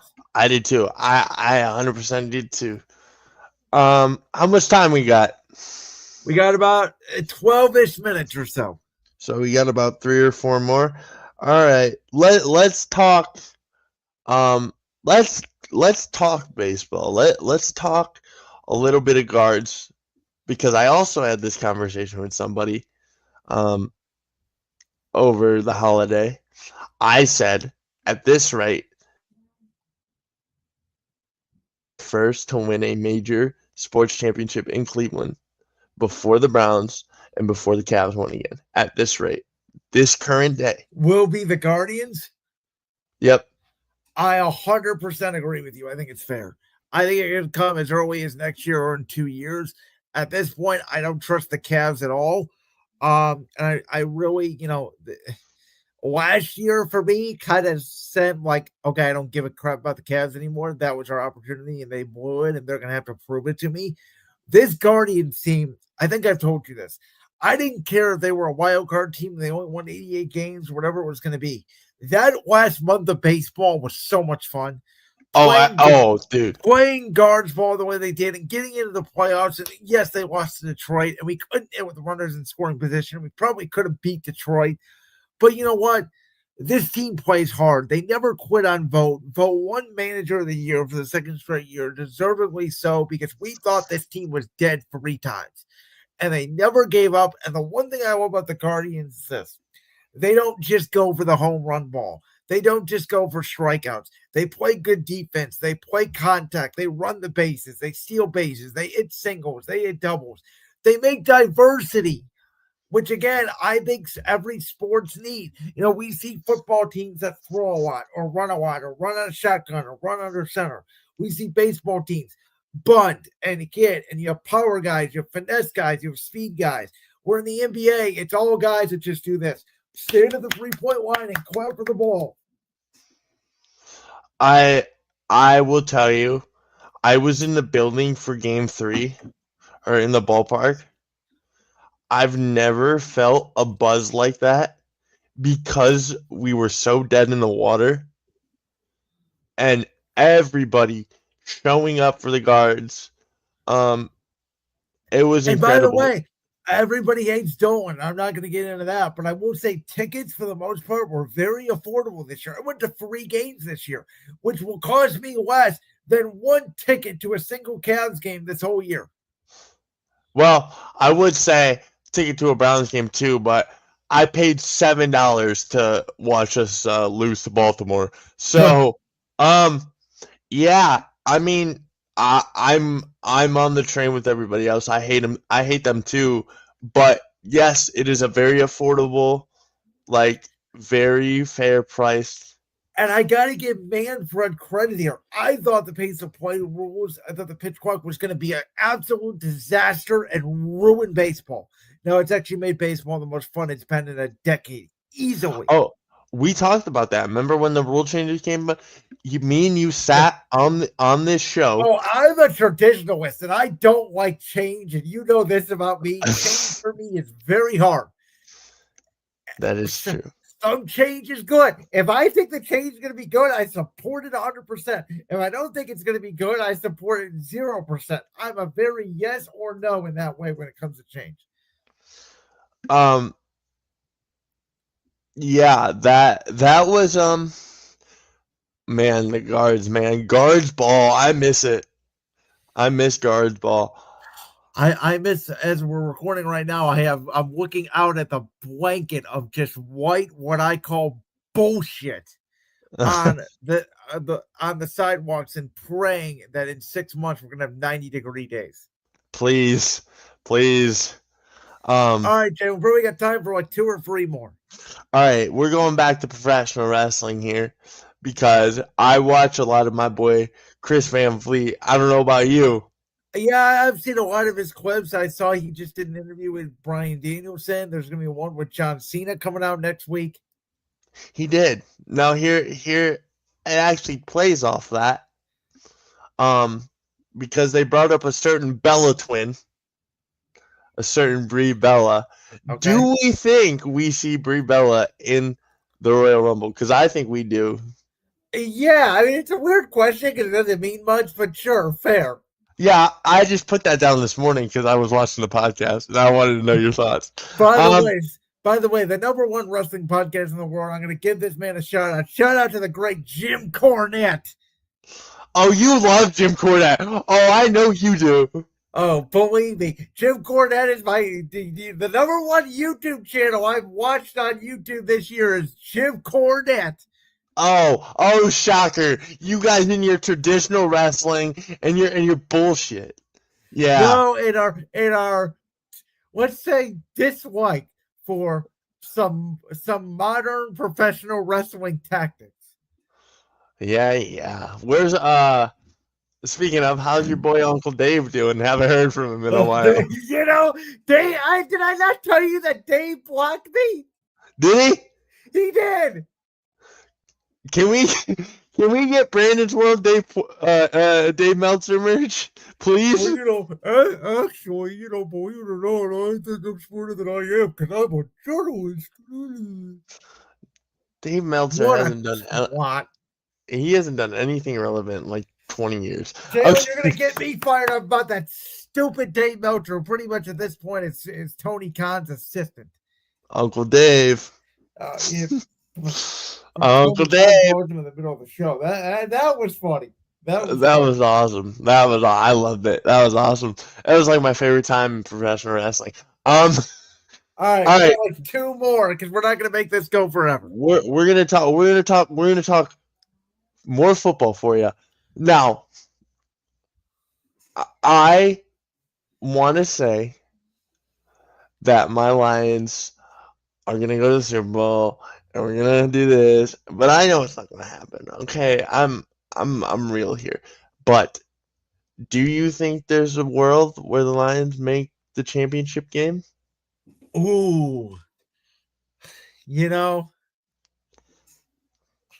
last year I would have said fair. Don't break my heart, Brandon. Jalen, Oh, I, well, eh, eh, you know, there is one path. okay. I want to hear I'm going to this. say fair. There Okay. is one path. I think the path is in the first round, they play the Bears in Chicago. And in the second round, they go to LA and they play the Rams. I think that's the path because I think the Bears, I think Caleb Williams in his first playoff start will probably not play well, even if they're at home. They would play each other in week 18, so it would be a little bit familiarity playing the same team twice in 2 weeks. I would say even in the cold, that's advantage Lions. And I think going to LA, because I don't think you would have the opportunity to play Tampa in the second round, or I would say them. I think going to LA would be the one place, assuming you're not going to have home field advantage, in a dome where Jared Goff could be comfortable. That to me would be the path. Well, that was my thing is why can I ask you this? Why would it be advantage Lions if you play Chicago in the freezing cold, knowing that Jared Goff is a Cali Because boy? it's playoff experience and it's Ben Johnson's first game as a head coach and it's Caleb's first playoff game. Okay. Okay.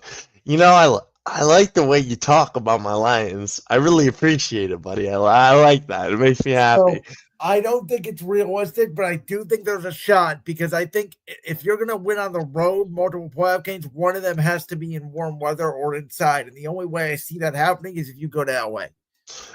Okay. Now I'm going to ask you this because this is pretty much what the Lions or what the Eagles went through is they had a shaky couple of years and then they won the Super Bowl. So, will the Lions win the Super Bowl in 2 years? I think it could be fair, but I'm going to put a condition on it. Okay. You have to get the right offensive coordinator. I think that Dan Campbell calling plays is unsustainable. I don't think Dan is a great play caller. I don't think that's what he does best. And I think Ben Johnson was clearly the secret sauce. And I told you this going into the offseason. I said, Jalen, I hate to tell you this, but I think you might have missed your window because I think last year was your best shot to win. But I thought that about Philly when we watched Shane Steichen, and obviously we turned it around and won it 2 years later. You have to replace John Morton. You have to get an experienced OC. I'm talking like, I don't know, even like a Brian Callahan, like somebody that has called plays that either could be a head coach or a former head coach or has gotten fired or, somebody who you can hand the baton over to and say, this guy, this is your offense. Let Dan be Dan. I think Calvin Shepard's done a good job on the defense side, but it has to be somebody outside the organization. The biggest mistake the Lions and Eagles both made this offseason, promoting from within. It almost never works. Okay. Okay. I like All it. right. For the last question, I want you to make me think. So whether it's like a future question, a past, whatever, I want to have like a big picture, I guess, question. Okay. Okay. I don't have many of those written, but I'm sure I can think of one, especially because right now it would have to be a wrestling question because right now that's the hottest thing going for me is professional wrestling. So, let's talk Vince McMahon. Okay, you ready? let's talk that evil man that we all thought was gonna die in the chair. Okay.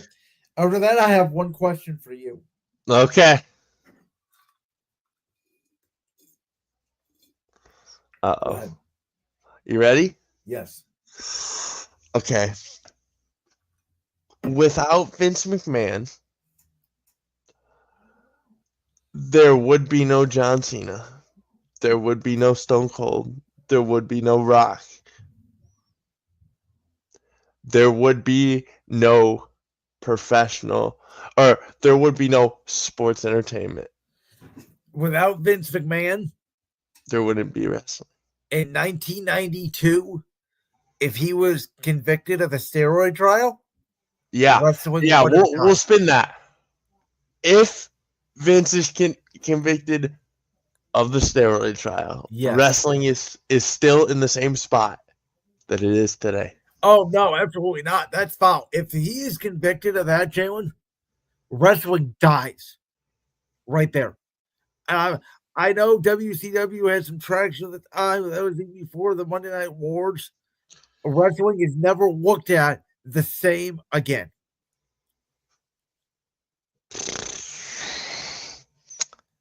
So thank you, Hulk Hogan, for lying on the stand, because we all know he did. Yeah. Thanks, Hogan. Bret Hart, you're a bitch. Okay. What do you think about that, though?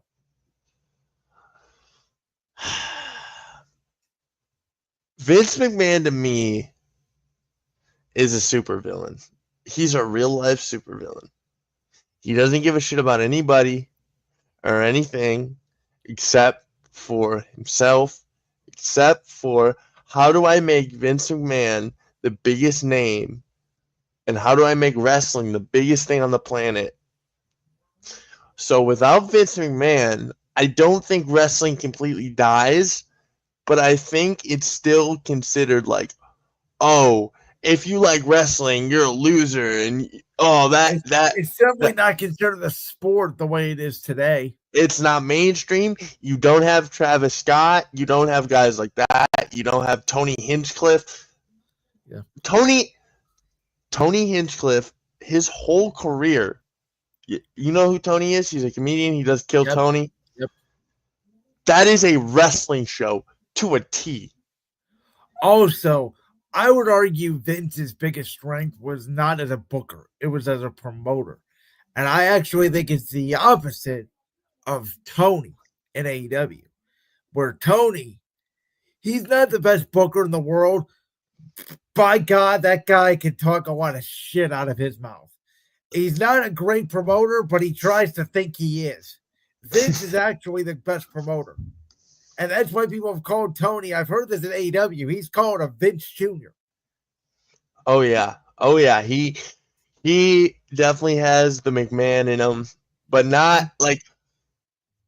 But let me say this: when Vince would do a press conference, which was rare, he would give you some BS answers, but there'd be some truth in it.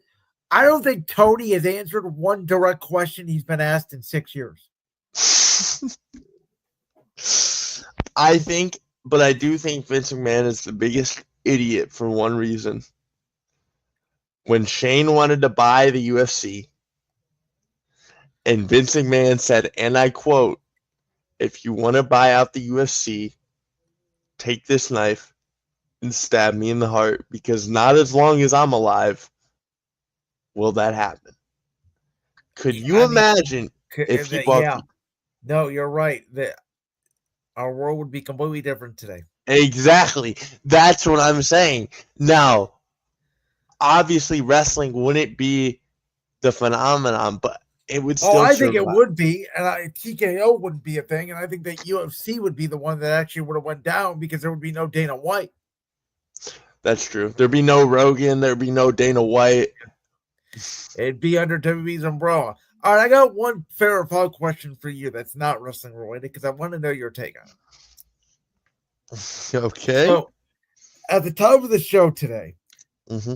One of my top storylines for 2025 in sports was I thought the NBA All-Star Weekend /game is completely dead. Mm-hmm. Do you believe in the next few years, I know NBC now has the contract, that the NBA All-Star Game and weekend will lump it all together? Fair or foul, it will be completely dead in the next 5 years. Like we won't even have an All-Star weekend, or just Either we won't have one or it will be completely revamped because it will be dead. They will at least skip a year to try to like reinvigorate it. It will get low at some point.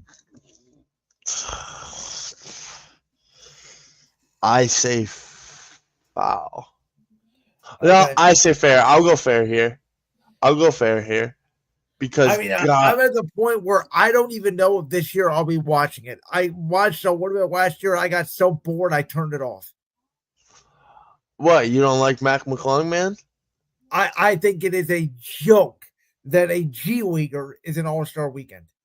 I think it's wrong. It is called All-Star Weekend. We are supposed to celebrate the greatest players in our sport. Not Hold on. Some guy that can't dunk a basketball in a real game, but because yes, he can. He just dropped 40. Well, listen, no one watched the G League except for you. You know what Max McClung should do? What? He should go on TikTok and go to a courtyard and make people pay him to dunk.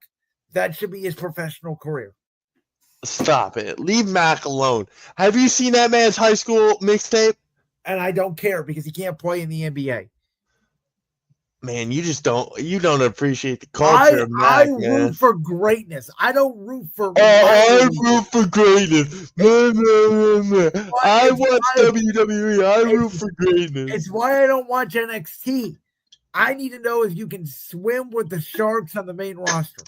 Get this. NXT for 10 years was way better than WWE. I don't waste my way time better. with developmental because that's what it is. It's developmental, and I don't waste my time with it. Okay, wait. So Finn Balor, Shinsuke, back in the day, they were all developmental, and by the way, they haven't done that well on the main roster either. Exactly, because Vince McMahon doesn't know what talent is. Well, Triple H doesn't know how to book him either at this point because Shinsuke Nakamura is completely dead and probably should be released. Finn Balor's been in the Judgment Day for 4 years. He doesn't even know what he's doing. Finn Balor got unlucky. He was going to be the guy and he broke his shoulder. That's not... And was never looked at the same again by Vince. What a story that is. That's like the biggest what if in wrestling. One of them. Oh, yeah. Oh, 100%. And what if Daniel Bryan never broke his neck? And what if Edge never broke his neck? And yeah. By the way, I'll throw this one out there to end our show. I know this is going to air after the John Cena retirement match, Jalen. Do you think there's any shot that Edge shows up at Saturday night's main event? Oh, I want it so bad. I don't want it to be Gunther. I think this is the... And here's the thing. Jalen, I gotta admit something to you. I have been Googling, I have been Chat GPT, I have been quadding, I have been searching the interwebs, trying to figure out Edge's real AEW contract status, and I can't find it. Because he's not gonna tell you.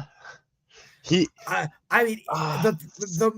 number one thing I've read is his contract is expired, but nobody knows if Tony Khan had an injury time on it or not, so we don't know if he's under contract or not. Here's what I say.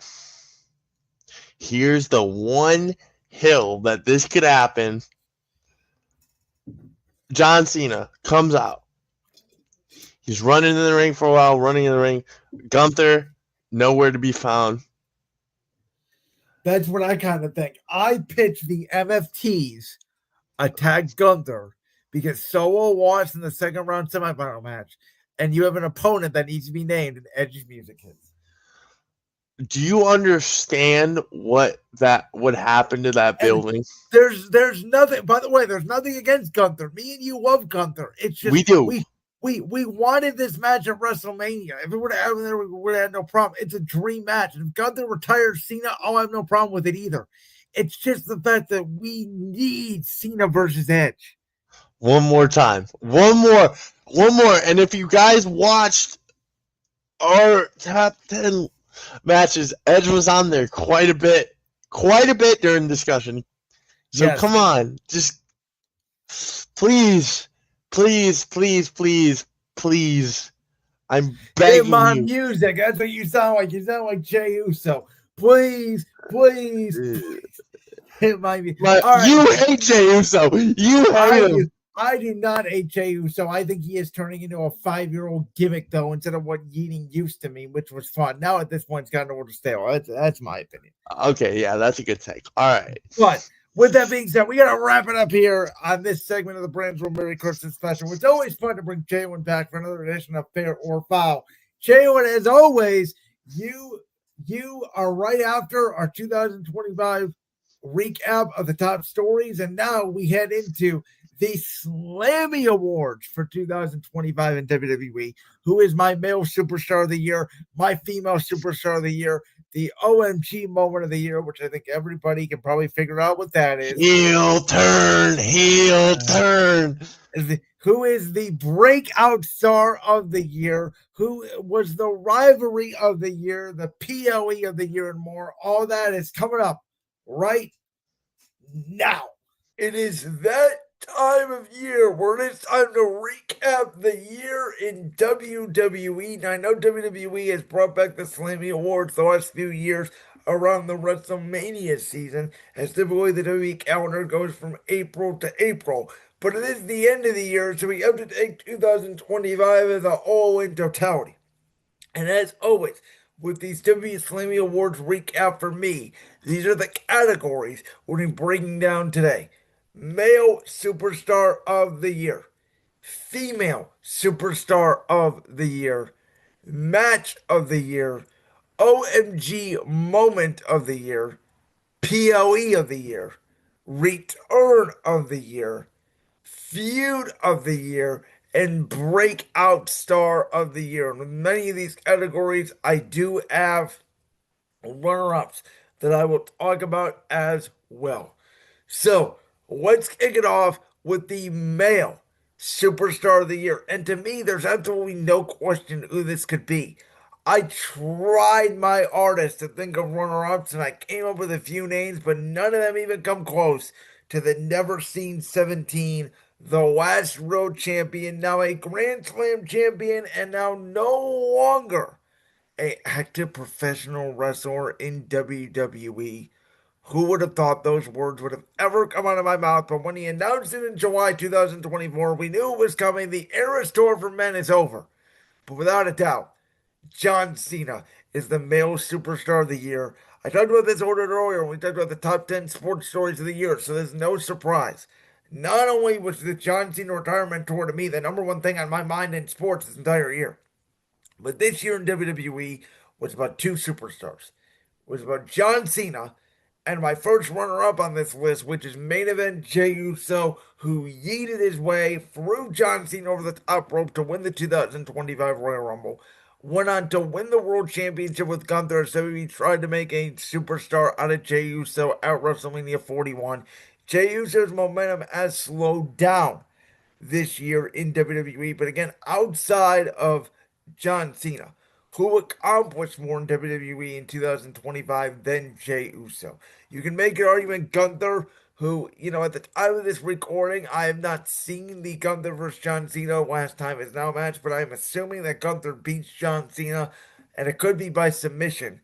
And Gunther goes on to retire not only John Cena, but Goldberg in the same year. That's a big thing on Gunther's list. And now we can go into 2026 looking to challenge potentially for the World Championship the way Brock Lesnar dominated The Undertaker WrestleMania 30. I think they're going to treat Gunther beating John Cena the way Brock Lesnar defeated The Undertaker's streak at WrestleMania.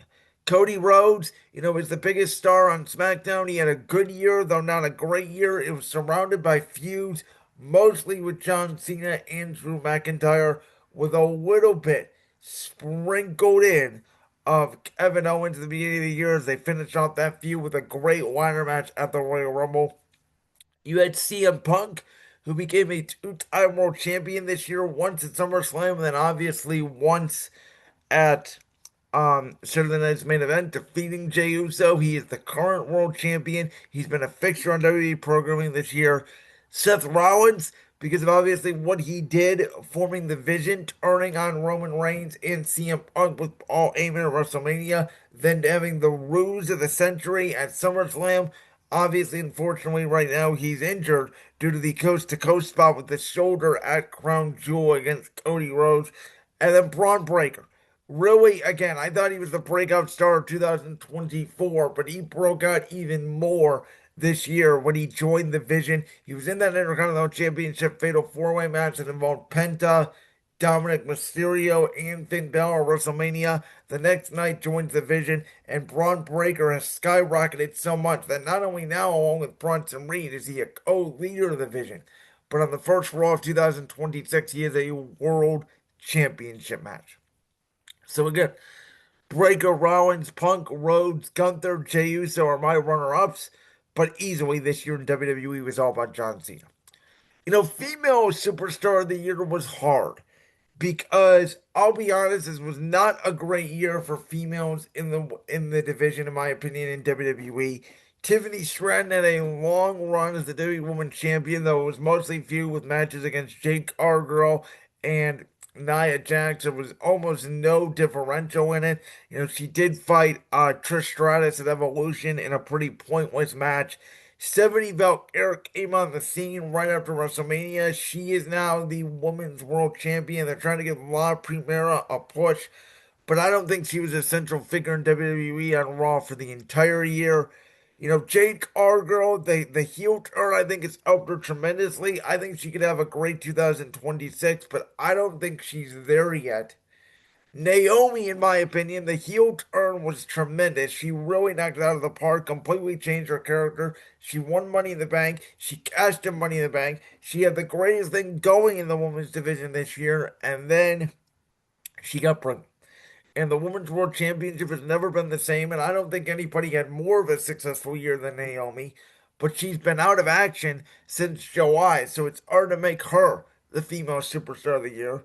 Rhea Ripley has always had, you know, um, her case. She's the biggest star in the women's division, but she held the women's championship from um January when she beat Liv Morgan on the first Raw on Netflix, to then March when she lost the championship to Io Sky, and then she's been sort of floating around the Women's World Championship picture, but it feels like her year has taken a downturn as opposed to 2024. She just recently teamed up with Damian Priest to take on Aleister Black and Zelina Vega on SmackDown. And now, for the winner, in my opinion, of the female superstar of the year, I don't love her, but WWE has pushed her to the moon. She's been in almost every PLE this year. She had a long women's championship reign. She had a great feud with Rhea Ripley that led to the incredible match at Evolution 2. I think Io Sky, again, a lot like Jey Uso, where I think WWE, tried to make Jey Uso go from a tag team to a single star this year in the men's division. They did that, in my opinion, successfully for a lot of the fans out there of Io Sky. I don't think she's a great talker. Again, I don't think she's a great wrestler. The problem is she has been the most fixture on WWE programming this year, and she goes from the tag team of Damage Control to winning the Women's World Championship to being in that triple threat match at WrestleMania with Rhea Ripley and Bianca Belair to defending the title all the way to Evolution 2, where she loses the championship against Rhea Ripley and Naomi in that classic match that main evented. She's in the triple threat match at SummerSlam. She's in War Games. Again, I think she's been the biggest fixture in the women's division this year. Tiffany Stratton, again, I think has been the fixture on SmackDown, but she had a forgettable title reign. Naomi would have been the choice, but she's been out 6 months. So if it's a half a year award, it goes to Naomi. The full year, in my opinion, goes to Io Sky. Now, let's get to my candidates for match of the year. For me, the match of the year in WWE, there was a lot of them that I could put up there. But John Cena versus Cody Rhodes at SummerSlam, for me, which followed up their bad WrestleMania match. And if you listen to John Cena on the Bill Simmons podcast, I mean, John Cena is just so smart. The way that he articulates these words. We talked about the fact that I'm a heel going into WrestleMania, that I knew my story with Cody Rhodes was not over after WrestleMania. So we had to make our WrestleMania match different than what we knew we were going to do at SummerSlam, which was turn me back into a babyface.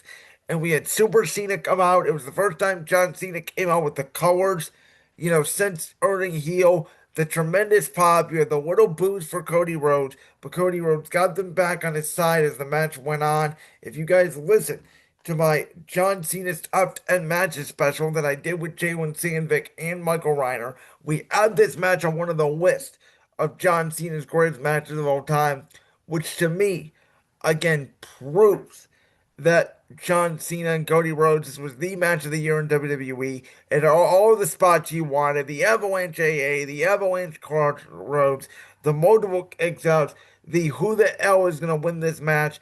John Cena shaking the hand of Cody Rhodes at the end. It was an incredible poetic story, and for me, easily the match of the year. So other John Cena matches I have on this list is him and AJ Styles at Crown Jewel, which was a love letter to professional wrestling. The great match he had with Logan Paul at Clash in Paris, which I think is a little bit forgotten about, but they put on an absolute show. They tore the house down. I thought it was the best match on that card. You have, again, I mentioned it. I think one of the best women's matches I've ever seen. Two of them.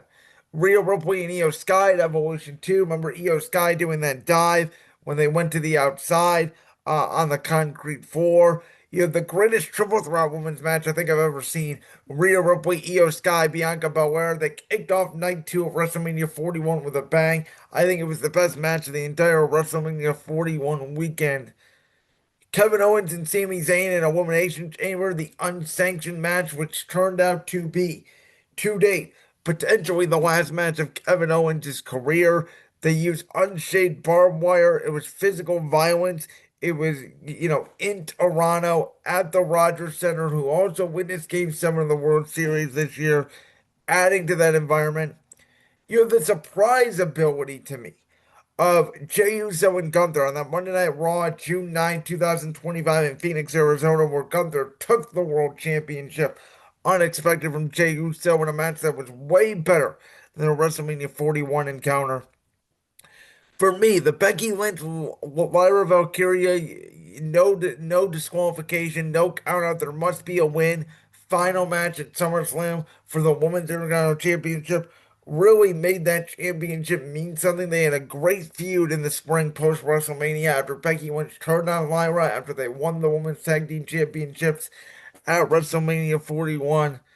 And then the TLC match on SmackDown that was after WrestleMania 41 between DIY, the Motor City Machine Guns, and the Street Profits was commercial free and maybe one of the rare ladder matches in SmackDown television history that have a multi-team, and of course this led to the 16 match at SummerSlam, which I didn't think was good as this one.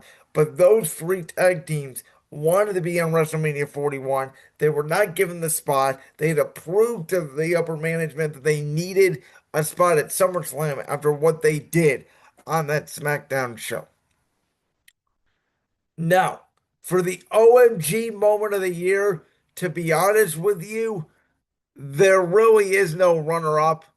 The winner is the Cena heel turn. Now, we did have a lot of OMG moments this year. The Cena face turn, which came on SmackDown, which was out of nowhere. It's like, yeah, Cody Rhodes, I'm a babyface now. We went, holy shit.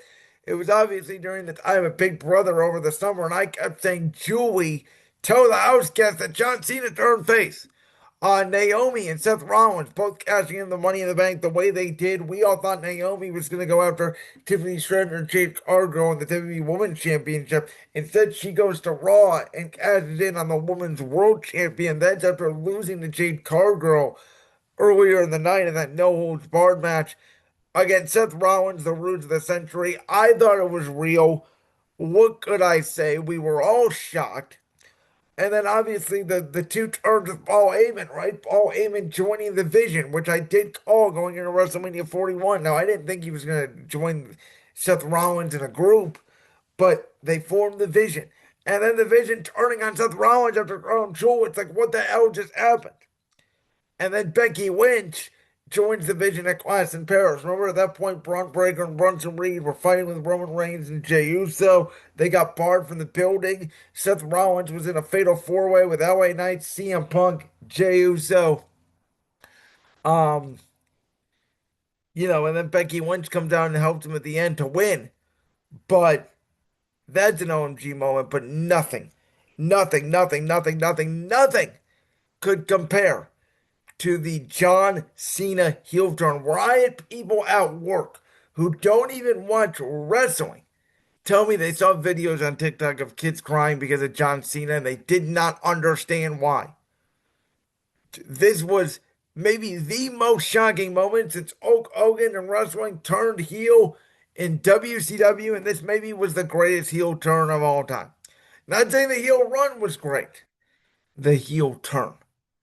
Iconic moment that will never be forgotten in wrestling. We will never forget where we were. March 1st, the Elimination Chamber. We'll never forget the turn of John Cena's face. We'll never forget the pop of John Cena kicking Cody Rhodes in the balls. We'll never forget John Cena using the watch to attack Cody Rhodes and Michael Cole screaming that John Cena turned into a piece of shit hypocrite. It was absolutely perfect. I'll never forget that night.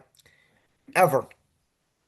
I was up till 1, 2 o'clock in the morning just watching TikTok reactions of people losing their mind of John Cena turning heel turn. It won the OMG moment of the year that night.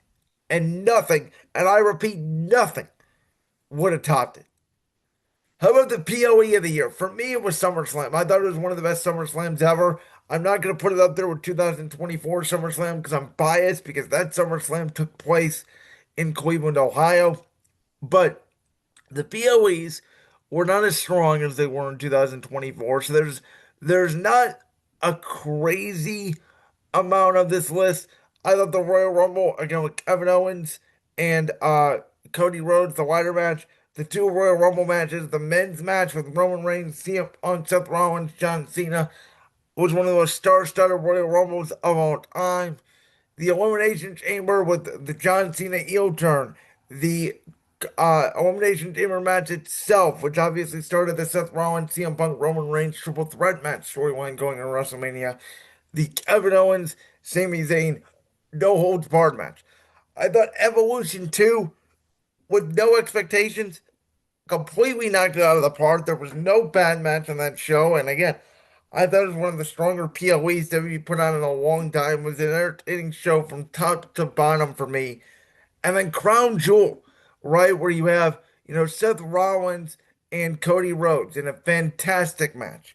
You have John Cena and AJ Styles giving their love letter to wrestling. You have Roman Reigns and Bronson Reed in that Clash in Paris street fight where Bronson Reed goes over Roman Reigns. Another strong show. But for me, CM Punk and Gunther was a top match this year.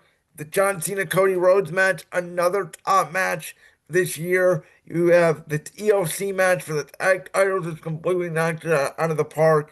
Again, Lyra and Becky completely knocked it out of the park. Randy Orton and Jelly Roll against Logan Paul and Drew McIntyre was a fun encounter. Everything on this card I thought worked.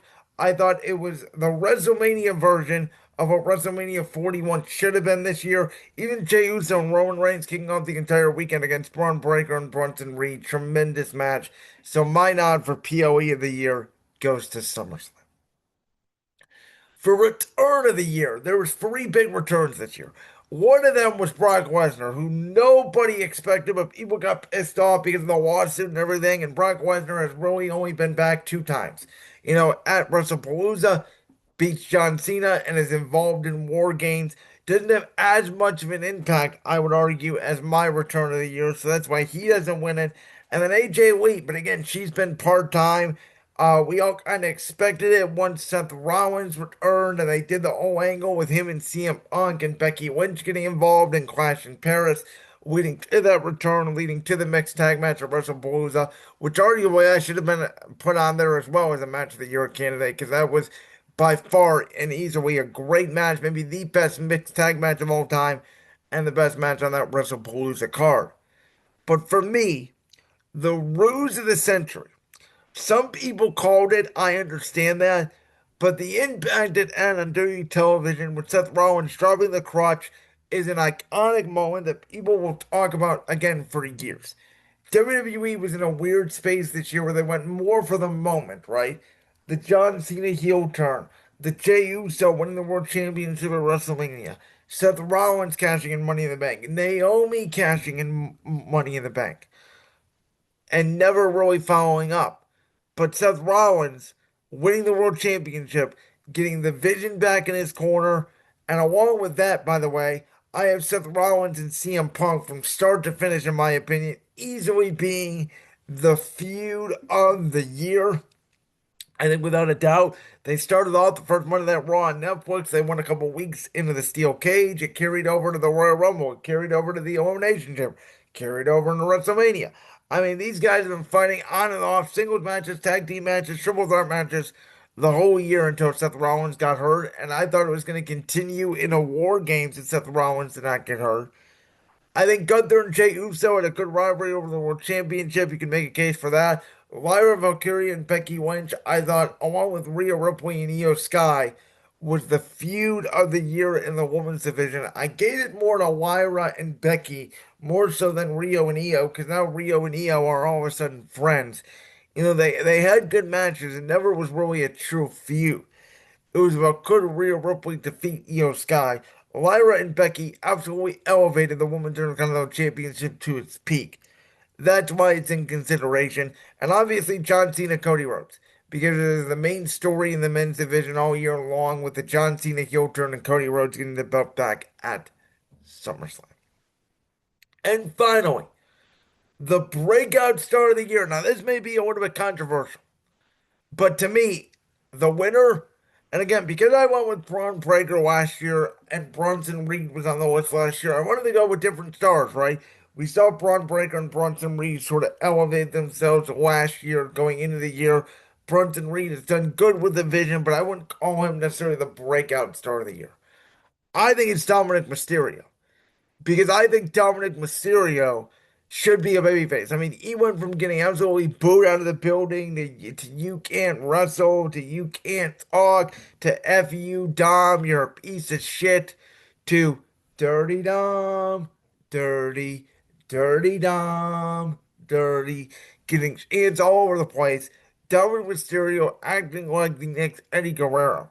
And again, outside of his matches with John Cena, he's getting cheered completely. And now that Liv Morgan is back, I do think Dominic Mysterio in 2026 is going to be a major babyface player. I could see by this time next year, maybe even Dominic Mysterio, depending on who the world champion is, being in world championship contention. The other runner-ups for me are against Stephanie Valkyrie, who really was the one breakout star in the women's division for me. You can make an argument Lash Legend as well, but she just was a recent come-up. And then Ilya Dragunov, who's returned with a bang with the United States Championship Open challenges. He's made the United States Championship relevant again, along with Sami Zayn. But I wouldn't call him a breakout star necessarily, but there wasn't a ton of options out there for me. To me, it was easily Dominic Mysterio. The transition for him to win the Intercontinental Championship by pinning his Judgment Day match at WrestleMania 41 and then to not do the heel turn yet. Yet for Dominic Mysterio to instantly become cheered, for that crowd to cheer him for winning the championship at WrestleMania, to me it was a major turning point in the career of Dirty Dom, and I think he's going to skyrocket the way Braun Breaker did this year, like I picked him to last year. I think 2026 will be the year where we see Dominic Mysterio elevate himself into that main event spot consistently. So my male superstar of the year goes to John Cena. My female superstar of the year goes to Io Sky. My match of the year goes to John Cena versus Cody Rhodes at SummerSlam. My OMG moment of the year goes to the John Cena heel turn. My PLE of the year goes to SummerSlam. My return of the year is Seth Rollins at that SummerSlam event. Speaking of Seth Rollins, the feud of the year I have it being him against the Second City Saint CM Punk. And my breakout star of the year I have being Dirty Dominic Mysterio. And welcome back to the Brandon's World Merry Christmas special. And as promised earlier in the show, here with me tonight is the one, the only Washington Commanders fan that is allowed on this podcast, my good buddy and former colleague at Buckshore Radio, Austin Arnold. It's been a while, Austin. How's it going, man? It's going really well. We're still trucking along. We're almost at the end of the year, so Christmas season is here. I'm excited for that. I'm excited for a lot of the good food that I will be eating in almost like the end of the month. So, I mean, we're doing pretty good right now. It's a really fun time to just be alive. So, It is. It's a very interesting time in sports. We have a lot going on in all of the weeks. Everybody always says March is the best time of the sports calendar year, but I always have said I think you could potentially make an argument for this November and now even December season. Um, we got a lot going on. We're going to focus a lot today on the NFL, college football, and wrestling. Let's start with the NFL. So, at the time this is going to air, it's going to be the day before the Eagles and Commanders match up. Believe it or not, for the first time since the NFC Championship game, which is pretty crazy if you think about it from the NFL schedule makers. Obviously, at this point in time, we don't know for sure, though I am assuming Jaden Daniels will probably be back. Maybe this could be his first start back, though it could be the week before against the Giants. We are recording on December 4th of 2025. So, it's been the year of injuries for you guys, unfortunately. Um, but I mean, what else can you say about this team, right? yeah, I got a lot that I can say about this team, but to kind of keep it simple because I know we got a lot to talk about. Injuries have been very, very crucial, and that is a product of building a roster of mostly 30-year-old Yep. guys. So that's number one. And then number two, I think a lot of it has to do, and again, injuries do play a part in this, but again, when you have a defensive coordinator who should not be a defensive coordinator, you probably already dropped 3 to 4 games alone on that. So there's just been a lot of honestly, the offseason was pretty really weird with the whole holdout situation. I think when that was going on, that kind of set the momentum into something that I didn't think was going to happen. And that's just a year that this team is just down in the dumps again. It feels like 2023, but the only positive is that you at least you got your guy, maybe. So we'll see. Well, It's that's really that's the bad. difference to me. So we both know this has been a very strange NFL season. Mhm. There are teams that some people pick to be on the bottom and first place. The teams that are in first place, many people thought maybe are playoff contenders, though certainly not Super Bowl contenders. There are teams that have been to the Super Bowl, for example, one of them, 5 out of the last 6 years, that at this point, by the time you guys are hearing this, could be eliminated from playoff contention. But I think that over the last couple of weeks, I've watched a lot of football games. The Eagles have obviously been on different days and prime time and all that. So I've had some time to sit down and watch a lot of the other teams on Sundays. And what I'm watching is, to me, it's pretty simple. If you have a quarterback and you have a coach, you're going to compete and you're going to be in games and you're going to win games. I think it's one of the reasons why underdogs have done very well in betting this year. And if you don't, the Titans, the Browns, the Saints, the Jets, even some of these other teams, like in Arizona, for example, or Atlanta, if you're not even sure you have the right guy, you're not winning a lot of games. And I really think it's that simple. The quarterback play has gotten better, the coaching has gotten better, and the ones that have not adapted have fallen behind. Yeah, and that's what I've gotten to notice a lot too. And I'll use a team, for example, like the Broncos. I know it's a bad team to use, but I'm just going to use the Broncos in this sense. Um, Sean Payton's a hell of a coach. He's very good. And Bo Nix is one of the better quarterbacks from that draft class last year. You could say the same about Chicago. Caleb Williams has taken a step. Ben Johnson's been a very good head coach. The defense has been suspect, but guess what? It doesn't matter because the offense keeps them in games. So, like, those are two, like, slow cases that I can bring out. You can also say Drake May was having an MVP year. Um, Obviously I have a lot more thoughts on the Patriots than I do with a lot of other teams, but you see what I'm getting at here, and I affirm your point loud and clear. Quarterback play's been better. And if you don't have a quarterback, then you're probably not going to win. And if you and that's if you don't have a stable defense too. If your defense is bad along with not having a quarterback, you're not winning the game. No, that's a good point. I mean, even Dallas and Dallas gotten hot, and we're recording on the night of the Lions Cowboys game, which should be a very good game tonight. But Dallas is 6-1 for a reason because their defense started playing better. Yeah. Cincinnati's 4-8. Yeah, they didn't have Joe Burrow, but their defense was also the worst defense statistically in the NFL.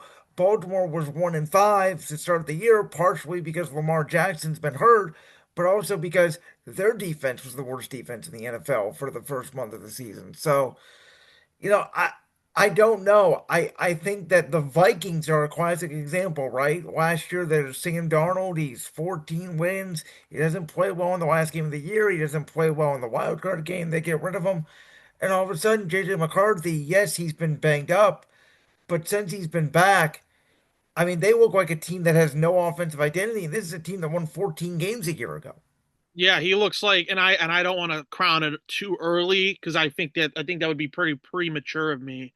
But he looks like the worst quarterback in the draft class. Now, whether you want to say it's because he didn't have exposure playing last year because he was hurt and he's been hurt this year, that's fine. You can make your own conclusions, but they don't have a quarterback on that roster. And if they would have kept Sam Darnold, you're kind of on a double-edged sword almost, because if Darnold's playing bad, then you're going to call for McCarthy, and then McCarthy, he's playing bad. Like, they have just been really set up to fail. And I also think that Kevin O'Connell has not called the plays that he should be calling, and he's had a kind of a rough year as a play caller as well.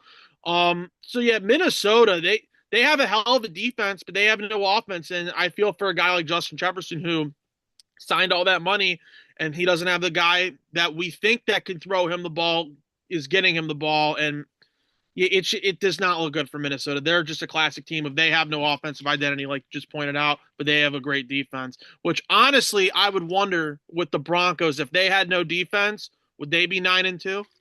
No, Bo Nix, and I said this for the first 7, 8 weeks of the year. I think the first 8 games of the year, I thought Bo Nix played one good game against the Bengals, and I thought he Mm-hmm. had two good fourth quarters. The one at Philadelphia week 5, the one against the Giants where they scored 33 points in the fourth quarter, and that was it. However, again, they are winning. And I think in a year where it's going to be a weird year, right? If Kansas City does make the playoffs and or Buffalo makes the playoffs, their first round matchups could be against either Denver or New England.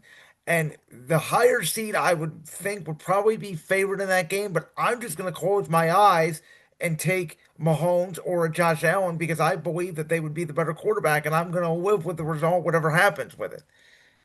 Yeah, I feel the same way. If Josh Allen, Lamar, I will say this just as like kind of a preface, even if the Bengals somehow run the table here, Well, well, and by the way, I do think it's possible. I don't think it's it out of is the in neck of the AFC woods. North, in an AFC North that is so dysfunctional right now. Once I saw Burrow come back and do what he did against Baltimore, I'm gonna say it on the record. I honestly think they're gonna run the table and win the That AFC North. I thought that they were going to run the table and win the division. And with Baltimore, I don't know. Is Lamar hurt? Has he lost a step?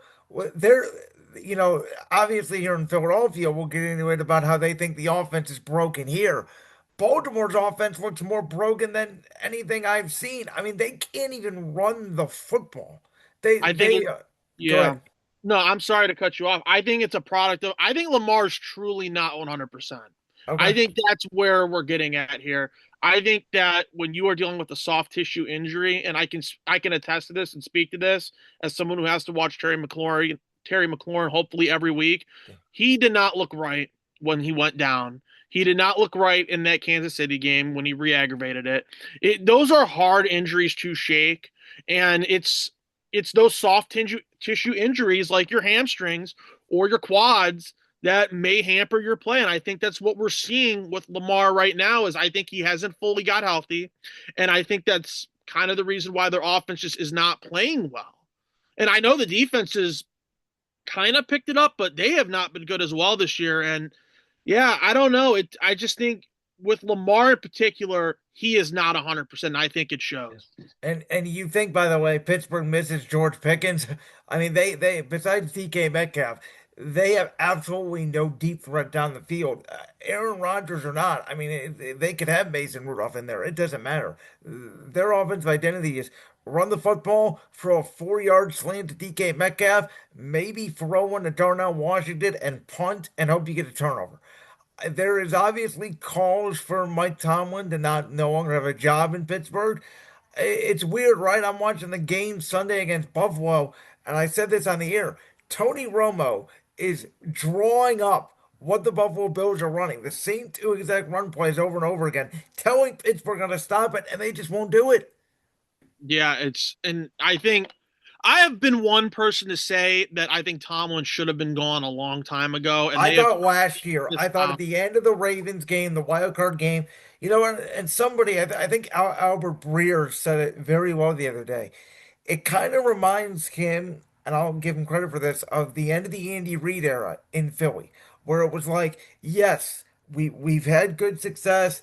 Andy got us some multiple championship games, got us to a Super Bowl, but then you had the 2011 year where it was the dream team year. It did not work out, but they won four in a row to end the year. They ran it back, and then obviously it fell off the table though the next year, and Andy was gone, and both parties have obviously benefited from it. It's just time, it feels like. it's time. It's been time for a long time. I know that the Steelers are caught up in the organization. They try to act like a world-class organization, and they do. They let their coaches have a long leash. They don't like to fire coaches really that much. But you're at a point now where Tomlin has only got you to two Super Bowls. You won one of them, and you have not won a playoff game since before COVID, like well before COVID. So The like, last playoff game they won was, I believe, that game. I think it was 2016 when they kicked six field goals to beat Kansas City. yeah, That was when Alex Smith was still the quarterback. yeah, it's just been a long time since they've won in the playoffs. They only right now that team only cares about getting over 500, and I think the minute they don't get over 500 is when they would get rid of them.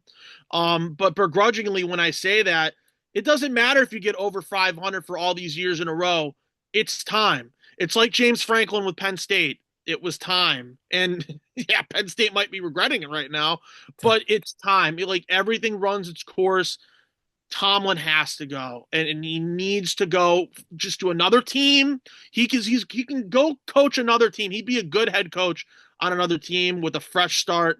It's just time. Yeah, I had this argument with a buddy the other day. He said, well, the Steelers' identity is culture and defense. I said, yeah, so was the Bears from 1985 to 2025. And they finally got an offensive coach. And guess what? Right now, as we speak, they're the number one seed in the NFC. You can pivot. It's okay, Pittsburgh. It's time to pivot to offense. It's 2025. They lead the league in defensive spending, and I believe they have the oldest defense in the league. Yeah, they're up there in terms of age of defense, and they just got rid of Darius Slay Yeah. a couple days ago, and now he's contemplating retirement because the Eagles couldn't put the claim in on time or had the higher claim. And but like no, I understand what you're saying. I get what you're saying. It's true. They prioritize their defense a lot, and they need to focus it more on offense, and they haven't for years. And for Pittsburgh in particular, I think the moment they can get rid of Tomlin, they should. If you want a stopgap coach, I would be fine with it because you there's a lot more you need than just I would argue they need a one better bad off. year. Be the worst team in the league, be a Yeah, 2011 Colts, like how they tanked for Andrew Luck, yeah, they have to uh, tank. They need to obvious tank. They they have to stink. yeah. Like every team does it. I feel like I've said this with you multiple episodes ago, like when I was on prior episodes. Every team has to tank eventually. I've watched my team tank for years, and they may have sucked at it, but I've watched them tank for years trying to get a good guy. It's time. I get there's a high standard in Pittsburgh, but it is time. The Patriots are a prime example. They They sucked go for a from the couple of years, worst team and in the now they league look done. to legitimately, I mean, tell me, my eye test tells me watching them, they're the best team in football. That's what my eyes tell me. I don't know if you agree, but when I watch every other team, yes, they have flaws, but I can't pick their flaw. Like even the Rams, I can say their flaws to me, they're secondary. I think the only thing holding me back with New England, and I am going to also say this going into next year, they have played no one. They have played no one, in my opinion, to test them. And that is a product of how they were last year. It's like the 2024 Washington Commanders. We played no one. We played no one good. We played the Eagles. Maybe that was it. And then, like, the following year, we've had a lot of hard teams to play. Now, injuries have been a part of that, but we played a lot of good teams and we have not been good. So I think the only thing holding me back right now with the New England Patriots is I think they have just not played anybody good. They played a lot of bad football teams and they are beating these teams down. And come playoff time, I do think they are the best team in the AFC. Don't get me wrong. But I think that I need to see them play good teams in the postseason to reaffirm that they are the best team in the AFC. Let I me just ask you this. Let's say the Chiefs, for the sake of argument, and the Bills, for this sake of argument, are both not in the playoffs. Who after New England would you take in the AFC Championship game? I see now that's a hard thing because like let's say the Broncos and Patriots play each other. Yep. I think I would think New England wins that game. My thing I think holding it me depends on back, where the game's at. yeah, it depends on where it's at. The only thing I would hold back on is Denver has a Super Bowl defense. That is a Super Bowl defense, and Yep. that is why the record is that good. And Bo Nix, I think, is good enough to win you the game. He's not a bad quarterback. They just have not been able to get it going on offense this year. For what reasons, I don't know. Is it play calling? Is it just, your personnel?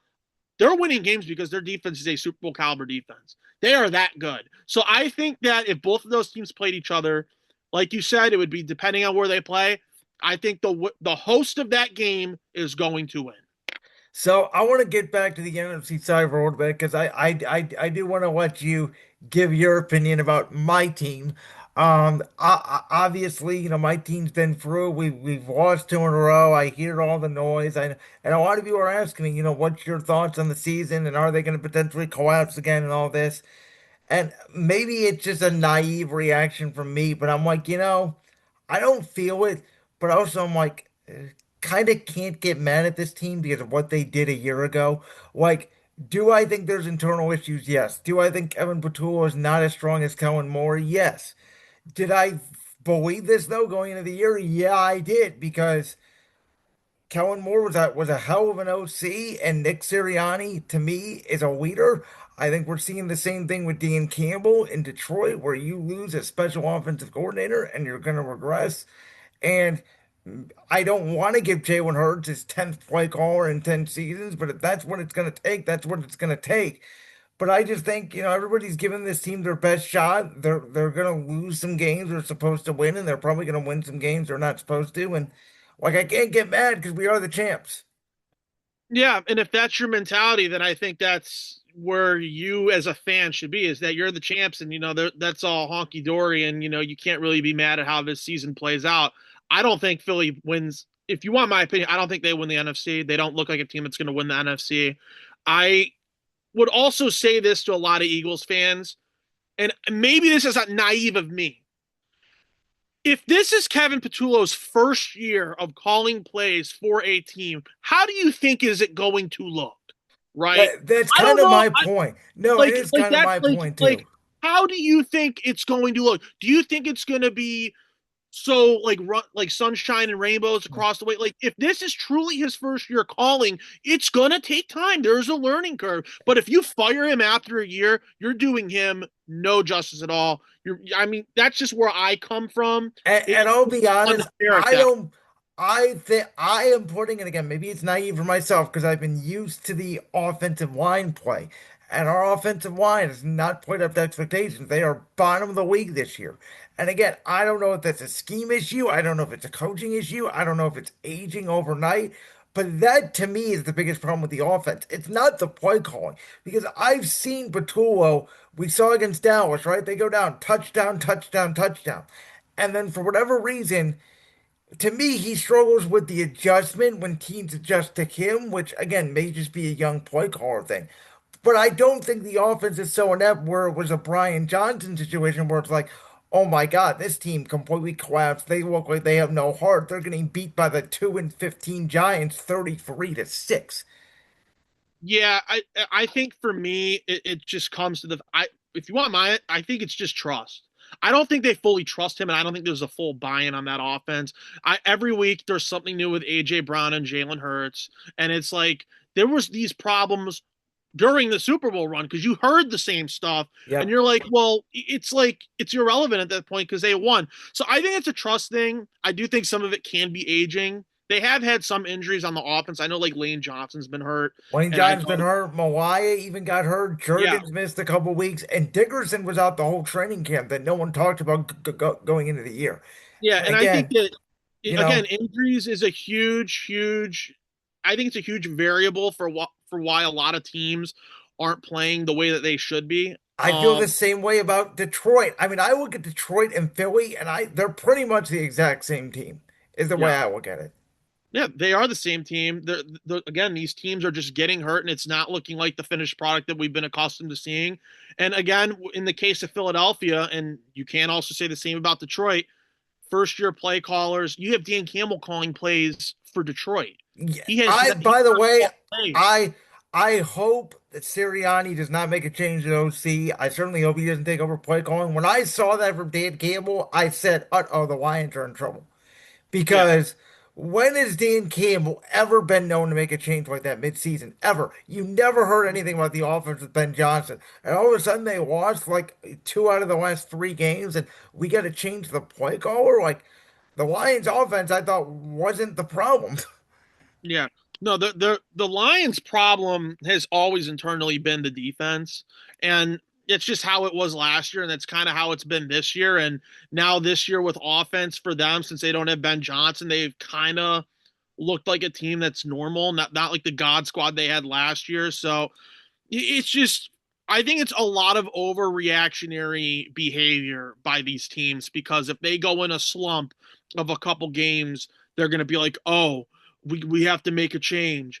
And that's kind of what's happened. Well, that definitely happened in Detroit. It's not happening in Philadelphia, and I don't think it should happen in Philadelphia because like I already alluded to earlier, you have a first year play caller. You need to give him at least the year, see it through. If it's truly that bad, then maybe you start reconsidering some things. But, again, it's just a lot of it has to do with possibly trust of these players and buy in. And I think that's just what we're seeing. Let me ask you a question about another team in the NFCs. For years, me and you have both laughed at the New York Giants. But I'm telling you, if they get the right coach for Jackson Dart, I looked at that roster. If they get Malik Neighbors back, that defensive line is fantastic. You know, their running back situation with Cam Scadaboo. If they can make some improvements this year, and I'm saying, uh-oh, here they come, and I think it could be fast. I think they could be New England next year. They could, and it's looking like it. Uh, I think with me, the thing that I look at with the Giants in particular is, yeah, they're going to need a head coach. I also think Jackson Dart plays reckless. And I know that, that can be a thing that can help you. That can be a thing that can hurt you because you don't want to be known for having a lot of injuries due to your reckless play, like your playmaking ability at that point. So I think for me, and again, maybe it's also they play at MetLife, and MetLife gives a lot of teams injuries. Yes. We've known this over the years. So for me, I would say that everything does look promising for them. I even thought going into the year that they could be the third best team in the NFC East, given how I thought it was all going to play out. But I'm I clearly thought that too. not. But they have a lot of momentum. It looks really good. I think Shane should be fired. They won't fire him, though. I think Shane is just as much to blame as Brian Dable was to blame. And I think you can also say the same about the Browns. I think they just need to do a full clean Well, house. that was going to be my next question was about them. Yeah. And I think you can compare sort of Joe Shane and Andrew Berry similarly to it's like we both think they should have probably been fired, but they did both, you can make an argument, crush this year's draft, which may save them both another year. Yeah. I think more so the Browns than the Giants. But Okay. for like, again, when you look at the Giants and you look at how they've built the roster, their defense looks really good. They spent in free agency. They were getting guys like Javon Holland into this team who their secondary was bad. Paulson Adebo is a really physical corner that they have, and he wasn't even that bad in New Orleans when he was there. So he's been playing very well in the starts that he has had. Their defensive line is very good. I'm pretty sure they paid Dexter Lawrence an extension. I don't know if they're going to be able to possibly bring back Thibodeau. It seems like he might be on the way out, given the Abdul Carter discourse. But Abdul Carter as well, like what the hell? Like what's up with him? Because like he has looked like he has all the potential in the world. He's just a jackass. Like Yeah. it just seems like that's what I'm getting at with Abdul Carter. And listen, Brian Burns, it doesn't matter if he's on the Giants or the Panthers. Brian Burns is a top 10 pass rusher in the league. He He makes is that plays. good. He makes plays. And that's why I envy the New York Giants right now because they have a lot going their way. If Neighbors comes back fully healthy, Scadaboo looks insane. And I as a fan for my team wanted Scadaboo in the draft in the later rounds. Obviously, the Giants went and got him in the fourth or fifth round, but the Giants look like a problem. And if they do get the right head coach, which I think that will be the number one coveted job in this cycle, will be the New York Giants. I think that they could be really, really good. And if they finish fourth, they're gonna have a really easy schedule next year. Yeah, no, it's a good point. All right, well, we saved the best or worst team. How are you going to put it for last? Um, this Browns team, I don't know. I mean, their defense is second best in the league. I think you could make an argument along with Denver and Houston is the best defense in the league. It's certainly a Super Bowl caliber defense. Myles Garrett is going to have a career year. He's probably going to break the NFL record for sacks in the season, and I'm sorry, it's not going to mean garbage. Um. I don't know what they do because this roster is not a quarterback away. I believe Kevin Stefanski and Andrew Berry have both been told you're safe, tank. I think it's one of the reasons why they did activate Deshaun Watson's practice window, and I could see a world very easily where even before this airs, Deshaun Watson has already made his first start of the season. I don't know what to make of this team because I like some of the roster, but the offensive line and the receiving core needs a complete overhaul. And the only way I think they're going to do that is to move some of those older defensive pieces, aka a Denzel Ward. Obviously, I was preaching last year to move Myles Garrett and get at least two firsts and maybe a second for him, and they didn't do it. And so now I think you're stuck.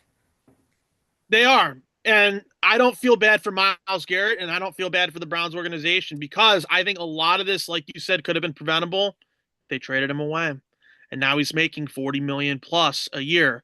And he's going to restrict their cap because he wanted to take the money. And I don't blame him for taking the money, but I blame the Browns for not having a vision here because I don't know if their quarterback is on their roster. I think that what they should do, and I think what they are going to do, is they're going to start Watson for a couple games. They're going to make sure he's fully healthy. Have him get some film because you're cutting him in June, and that's gonna restrict some of that cap and get it away. But at least that puts film for him on for the next team if he were to come back and be okay. I think he's playing again. So, but again, he'll play. I give him about 2 games, but he will play 2, maybe 3 games. So that's number one. I don't know if their quarterback's on the roster. Everyone thinks it's Shedeur Sanders. I think Shedeur Sanders is not that good. And I don't think Dylan Gabriel's not that good either. I think they're Well, both well, I what they don't are know if it's looking out to Shador, but I be. can tell you, I know it's not Dylan Gabriel. That's how I would answer it. Dylan Gabriel, I think if he was taller, he'd be better. I think And he's a think poor I think man's Tua. I'll be, he is. He I looks like think a that's poor what he man's is. tour, and he looks like he shouldn't be playing in the AFC North. If he was playing in like Miami or LA, maybe he'd be Well, better. the problem is, I think the order. Like, if they were to draft Shador in round three, right, and then they go and they pick Gabriel in the fifth, like Washington did when they selected RG3 and then selected Kirk Cousins in the fourth round. I don't think many people would have had an issue with it. It's the fact they took Gabriel first when some scouts had him as a fifth or a sixth round pick, and then they go and they take Shador the way they did. I think Yeah. is what messed up the whole situation. It just makes no sense. I think they were pressured into taking Sanders. I think Sanders was honestly not going to get drafted. I really don't think he was going to get drafted. I know the report out there with the Eagles was, oh, we were going to pick him. I don't I think buy that. Philly or Baltimore may have taken a shot on him. I don't buy that. Like I Okay. don't, because like That's I fair. think why would you take a shot on someone for them to sit behind Lamar or Jalen Hurts when you can just do that with someone else? Like there's going to be no changing of the guard. Why the hell would you get a guy like Shador Sanders on your roster to just create, I feel like, more drama, which isn't needed. I don't buy any of that. But what I can buy is the fact that the Cleveland Browns get Shador Sanders. Everyone's calling for him all throughout the year. And listen, he just has not looked good. I know he did well against the Raiders, but the Raiders are a bad The team.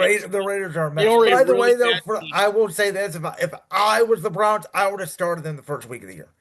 I thought they were wasting their time with Joe Flacco, and I've already said my thoughts on Dylan Gabriel. I think he's a waste of time as an NFL starting quarterback. I would have just gave Shador the year, and if he turned out to be Deshaun Kaiser, at least you knew. I mean, that's at least give your fans. My argument was give the fans something to cheer about because the team is awful. Give them a reason to pay a ticket to get in the door. And I think that when we find out how this Browns game goes against the Titans, if he does not look good against the Titans, they're going. I think that may be the point where Watson may finish the year. Okay, If he no, that's has, fair. I think if Sanders has a bad, and I think the Browns should beat the Titans. I think they should because the Titans are another bad team. But if they do, if he looks bad and they lose at home to Yeah, Tennessee, you can't do December that. weather in Cleveland, By the way, it might be the I think best thing to Watson will happen be to them if lose. they do that. I mean, they could end up with the number one overall pick. Yeah. Speaking of, let's go into college football now. There are two quarterbacks at the top of this draft class. One of them, obviously, Fernando Mendoza from Indiana. Outside of Oregon, we haven't really seen him play a lot. I want to watch him against Ohio State this weekend. I want to see how he does against a really good, arguably one of the best defenses in the history of college football. For Simpson out of Alabama, Simpson, he's only at what, 12, 13 starts, which worries me. I don't think right now there is a franchise quarterback in this draft. I think the Browns and probably the Jets or maybe even the Saints are going to take one. And to me, they talked about going into the year, oh my God, this is going to be such an amazing quarterback class. And it turns out to me, I heard Urban Meyer a couple weeks ago on television say, I don't think any of them are ready. I think they all would benefit from another year in college. That concerns me. It does concern me because I think the only true guy that I like in this class is Mendoza, and because he's played a hell of a year. He's had a great year for Indiana, and that's why Indiana is where they're at. I think Fernando Mendoza has been easily the best quarterback up to this point, and the fact that he is going to be in this draft class next year, he'd be the only quarterback as of right now that I would take with a pick. I don't think. I mean, and I'm getting a little ahead of myself here because I know Pavia is going to go into the draft. I like the way Pavia plays, but he seems like a gunslinger like Taylor Heineke was, and I'm not It saying seems Taylor like a Heineke third, fourth round pick to me at he best. is a third or fourth round pick, which I was also going to get to when I was going to finish that. But I think honestly, if you have a high pick, this is just not the year to take a quarterback. I think that if you were a team like the Jets or the Saints, you better hope you have the higher pick because I think that's where Mendoza should fall. I think he would be the only guy I would take with a really high pick. Other than that, this is just not the class to do it. Are you taking him first overall? Well, Titans have the first pick right now. I wouldn't take it. Like, let's say I was the Saints, okay? Okay. Like, I'm going to throw the Titans out here because we know they're not going to pick him. Yeah. So, like, let's say I'm the Saints and I am the number one pick. I would take him. I Okay. would, and I It, think it would be because of the pressure of me being like, damn, I really took Tyler Shook and he has just not played good. So I'm gonna just try and hope that Fernando Mendoza can save my franchise. I wonder because I do believe I know the Titans and Saints play at week 16, but I think if the Browns were to beat the Titans this week, it's almost a lock that Tennessee is going to get that number one pick. Yeah. I wonder if they field calls. If you're Tennessee, would you go back to 3 or 4 or 5 and pick up maybe an extra second? Or would some stupid team be dumb enough like Jacksonville did last year? They moved up 3 spots and gave the Browns their next year one to start building out the roster because we don't know if Cam Ward can play because he's got nothing around him, including he doesn't even have a coach. Yeah, the Tennessee situation is just really really bad, and I feel bad for Cam Ward that he's even in that spot. But I do feel like depending on how the board plays out, if you're Tennessee, you look at Tennessee, you have the number one pick. The Giants probably get the second pick. You know they're not going to take a quarterback. If I'm a team like the Jets, and you know there's other teams that might be threatening to move up, I think your deal is with the Jets, where they also have draft capital ammo, and the Titans and Jets can help each other out. Like Yeah. I think the Jets would be the team to go up to one and pick up Mendoza, because I think that Tennessee should field calls. They should. They have a lot more holes on their team than just, you know, wide receiver, running back. They got holes on the defensive side as They well. need 5 new offensive linemen. Yeah, and they already tried to pay for, I'm thinking of Dante Moore, but that's not who I'm thinking of. They paid for someone from Pittsburgh, and he just has not panned Yeah. out the way I thought he would. I forgot his name, but By the way, speaking of Dante Moore, I'm not a fan. neither am I. I think that Dante, listen, he'll be a first round pick.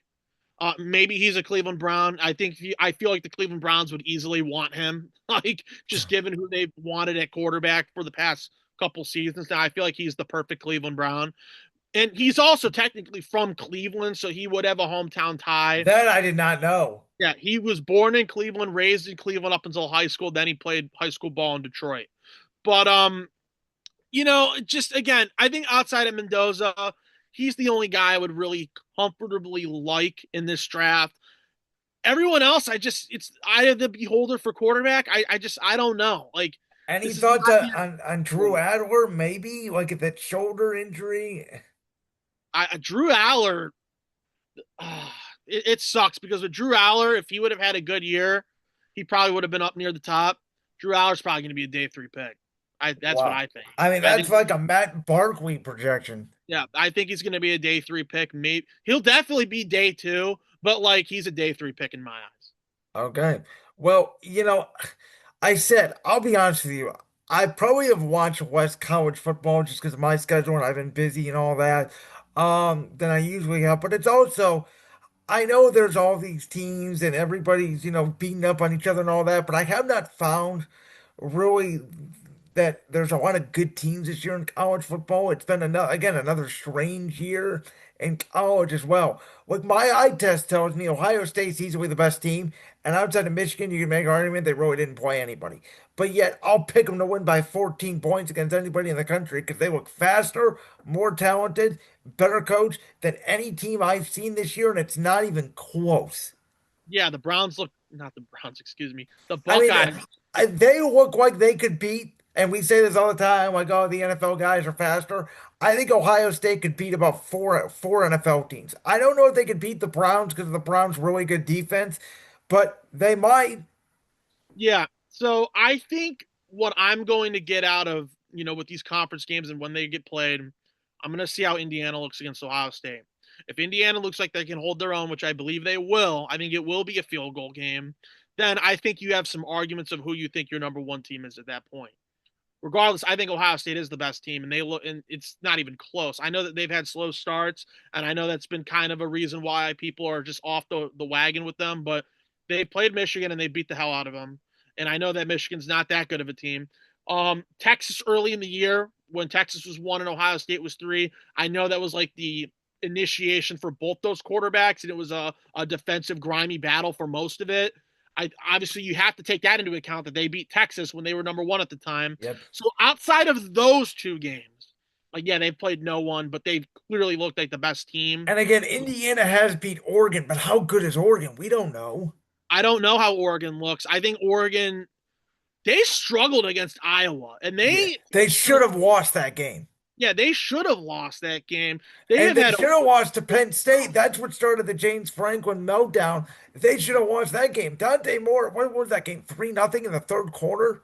yeah, and Oregon, Oregon just somehow found a way to win because James Franklin at that Yeah. point couldn't win the big game and he still hasn't, but that's besides the point. I think that Ohio State is just the best, maybe the only team that I can see, and obviously we'll see how the Big Ten championship plays out. If Indiana plays them close, then I think that they maybe have a chance. I think the only other team I could maybe draw a conclusion out of like, oh, this team could maybe do it is Georgia because that's because they've turned it on as of late. And And that's also because of I that really defense, I think, could give Ohio State some problems. If they get pressure on saying that would be the difference in the game. Yeah. And I think Georgia, just based on the eye test of how they've started to finish the year, they have looked like a very good product. And maybe Notre Dame, maybe that's if Well, they get is in. Notre Dame even going to That's get if in? they get That's in. the question. My Again, opinion is I don't think they should because they lost them. If Miami doesn't get in, I think Notre Dame shouldn't get in okay, because so that's Miami going has to be the the next most talent. conversation. So I'm going to preface this by saying, when this airs, it will be the night of the first CFP playoff game. So we're going to know the 12 teams, but we don't know yet. I think this 12-team system is broken. If everybody thought the 4-team system was broken, this is 100% broken. It's the old conversation of, do you want the best team? Does head-to-head matter? Does scheduling a better game matter? Because, you know, yes, Miami beat Notre Dame, but they also lost the Cupcakes. But Miami did beat Notre Dame head to head. So if they don't get in and Notre Dame does, then all these teams like Alabama have already started the reschedule games. They're going to start rescheduling cupcakes, which was the whole point of the expansion and the expansion of the two major conferences was let's get bigger games early in the year and more often in the year. And it hasn't happened to the degree that I think we as college football fans really want and deserve. Yeah, and that's to me that would be a shame because I really like the high profile non-conference games. And Kirk Herbstreit honestly said it best. If that were to happen where Notre Dame gets in over Miami, which it looks like a very real possibility with this committee, then at that point you are going to have to reevaluate everything, and it'd be pretty dreadful seeing the Ohio States versus the Texas gone, or the Alabamas versus, let's just say, for like when TCU was good. I know both those teams I Yeah. think played a non-conference game. So like, you get what I'm saying. The high-powered non-conference games would not be played. That part I would really miss because I do think those matchups matter. They should matter in a committee where we're talking about the eye test. And the eye test to me would be that you need to beat good teams. And if you put Notre Dame in over Miami, who Miami beat head to head at the beginning of the year, it doesn't matter about how that game finished. It matters about the final score. That to me just contradicts the entire idea of, oh, let's make these hard non-conference games to see who's going to be battling it out for possibly a college football playoff spot. You wouldn't even have to do that anymore because now you're just trying to rack up wins. And we're in the 12-team era, and this is what I'm afraid of. I'm afraid they're going to expand it to 16. I'm afraid they're going to expand it to 20, and it's just going to turn into March Madness for college football. I think Which 12 is a perfect number. I'm sorry to cut you off, but I think no, 12 is a perfect number. no, which I mean, here's the thing though. If you're going to do that, if you're going to do 12, to me, I think at this point the committee has to go away, and we have to just solve it on the field, and we have to make regulations. Have it be, four Big Ten, four SEC, and then you could put the ACC champion, the Big 12 champion, and then two other, non-at-large teams. Whoever had the best records get in. I think that's the way you have to do it, as opposed to the committee, because at this point, in my opinion, we are running in circles about this committee. We've always complained about the committee, but it's even worse now at 12 because a good team is going to get screwed even more, I would argue, than a team at 5. Yeah, and that to me would be where I would start drawing a line with how the committee thinks about certain situations with how teams need to be graded. I also don't like the fact that, the committee is now moving forward and saying, oh, the SEC should have a certain amount of spots in this. The Big Ten should have a certain amount of spots in this. I don't like that at all. And I know it's pretty generic. I hate the lobbying of how certain players should, or not certain players, how certain teams should be in certain spots or at least have that reservation for them at the end of it all when it's all said and done. I don't like that as well. I think it should be the true top 12 best teams, despite conference at that point, because conferences, in my opinion, don't matter with this whole new realignment. But again, like to me, if the committee messes this up, which I think that they might, it's going to really, really look sour given how the state of the college football playoff is already right now. And it almost makes you think, even though I know the BCS ranking was really bad and I know BCS was awful in general, it almost makes you think, what would it be like with the BCS still around? Yeah, and you make a good point. Do we even still need conference championship games? No, you wouldn't. You wouldn't need conference championship games because you're already holding certain spots for teams at the table. And that's why I didn't have an issue with them last year, because you have the conference title winners as your top four teams, the four best.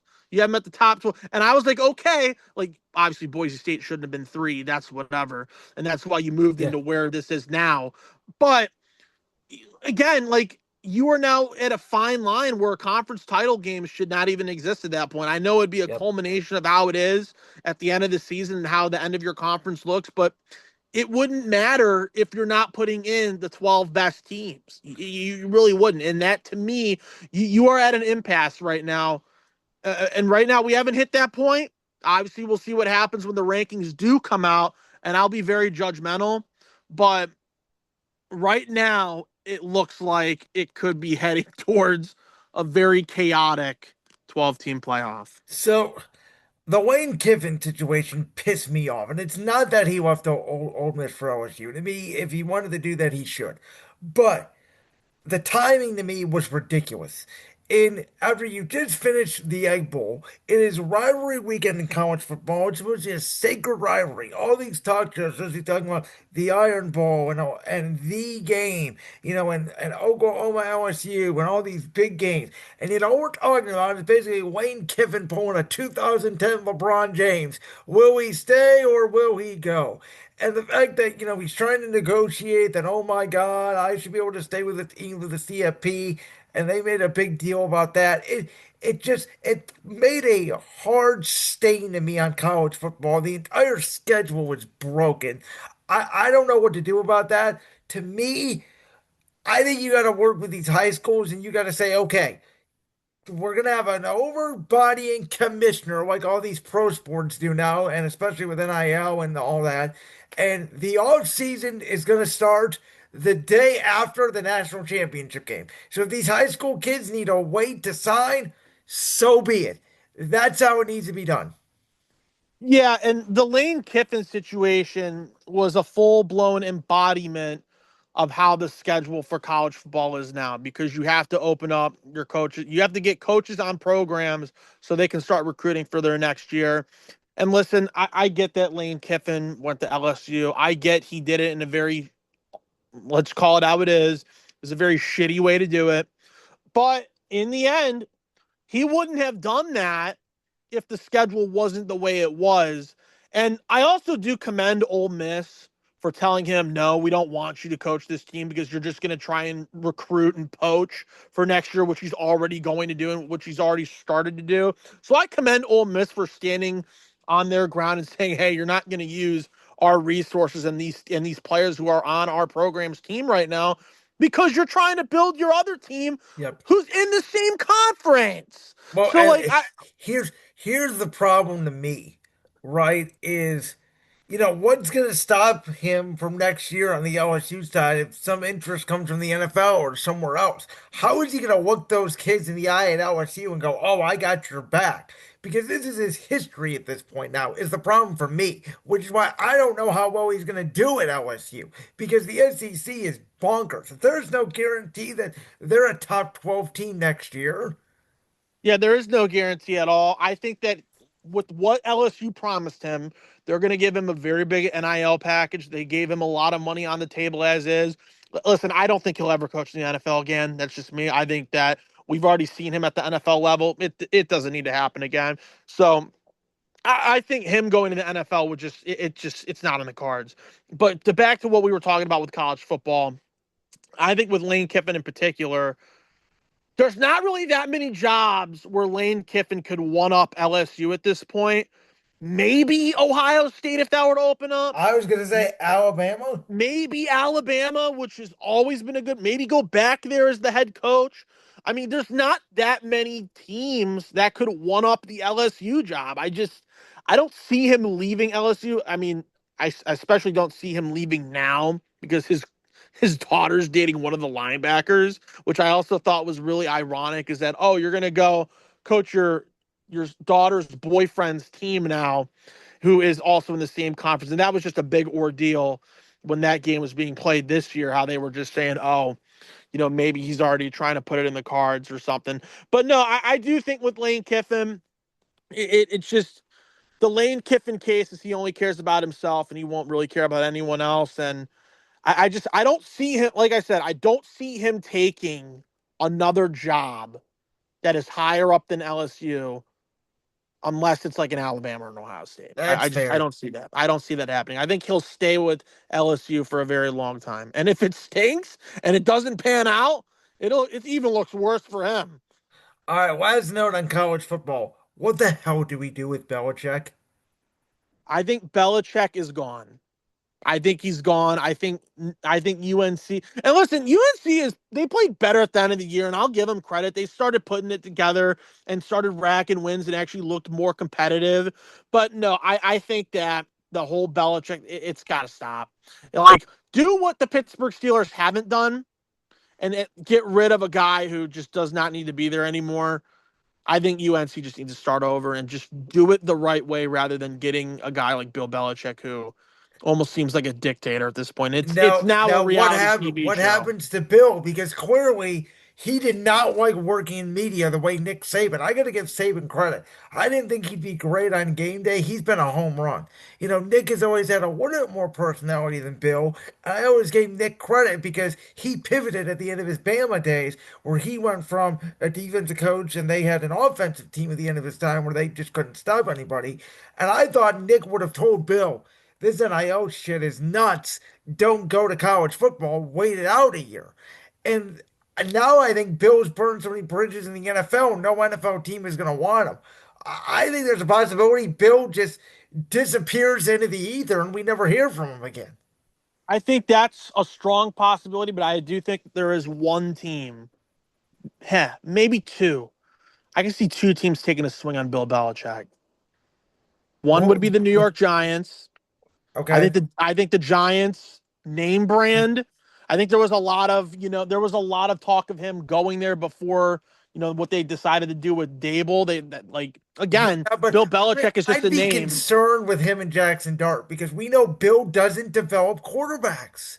and that's why again I think that the Giants, knowing how the Giants operate, I think they would say, hey, we want the best. We want the best coach possibly of all time to come to New York. It's a big market.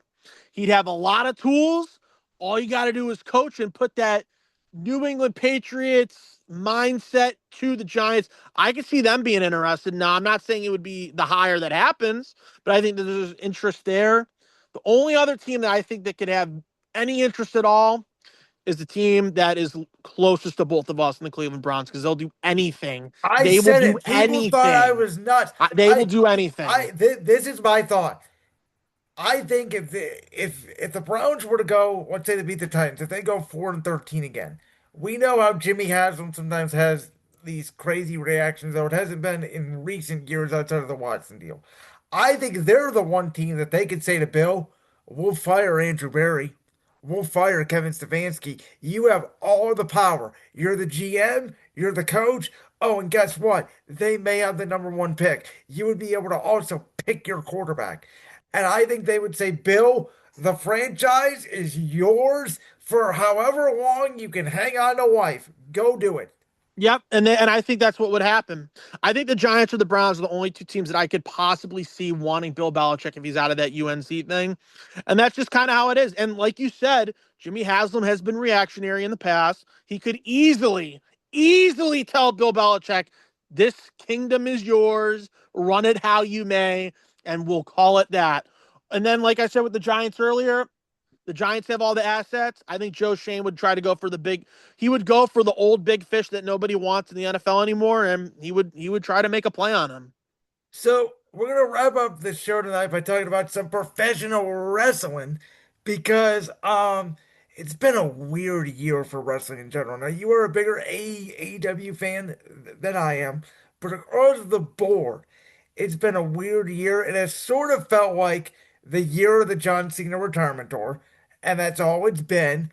Both companies have been sort of in this weird creative space. There's been a lot of drama back and forth. The television product has not been great, especially in WWE. It feels like they are in a holding pattern because of the Cena retirement tour. I thought Survivor Series personally was one of the worst PLEs I've seen in years. And I don't know. Something just feels off right now about something that we thought coming into the year, coming off a red hot 2024, was going to be a very good year. To me, as much as we love Cena and I'm going to be in his last match and the retirement tour was great, it does feel like at this point it pushed a lot of things back that were supposed to happen this year. Yep, and I talk about it with my coworkers who are diehard wrestling fans as well. I think personally they packed it in as soon as Cena said, "Hey, I'm doing a retirement tour." They packed in everything they were doing in 2024, and they're going to make it about Cena. And now, I will say begrudgingly that I have been a little less invested due to the product. I think the product has pushed me away a little bit, and I haven't really fully been maximizing how much I was taking in before the Cena retirement tour. And that's just me calling it how it is and saying, hey, your product hasn't been good.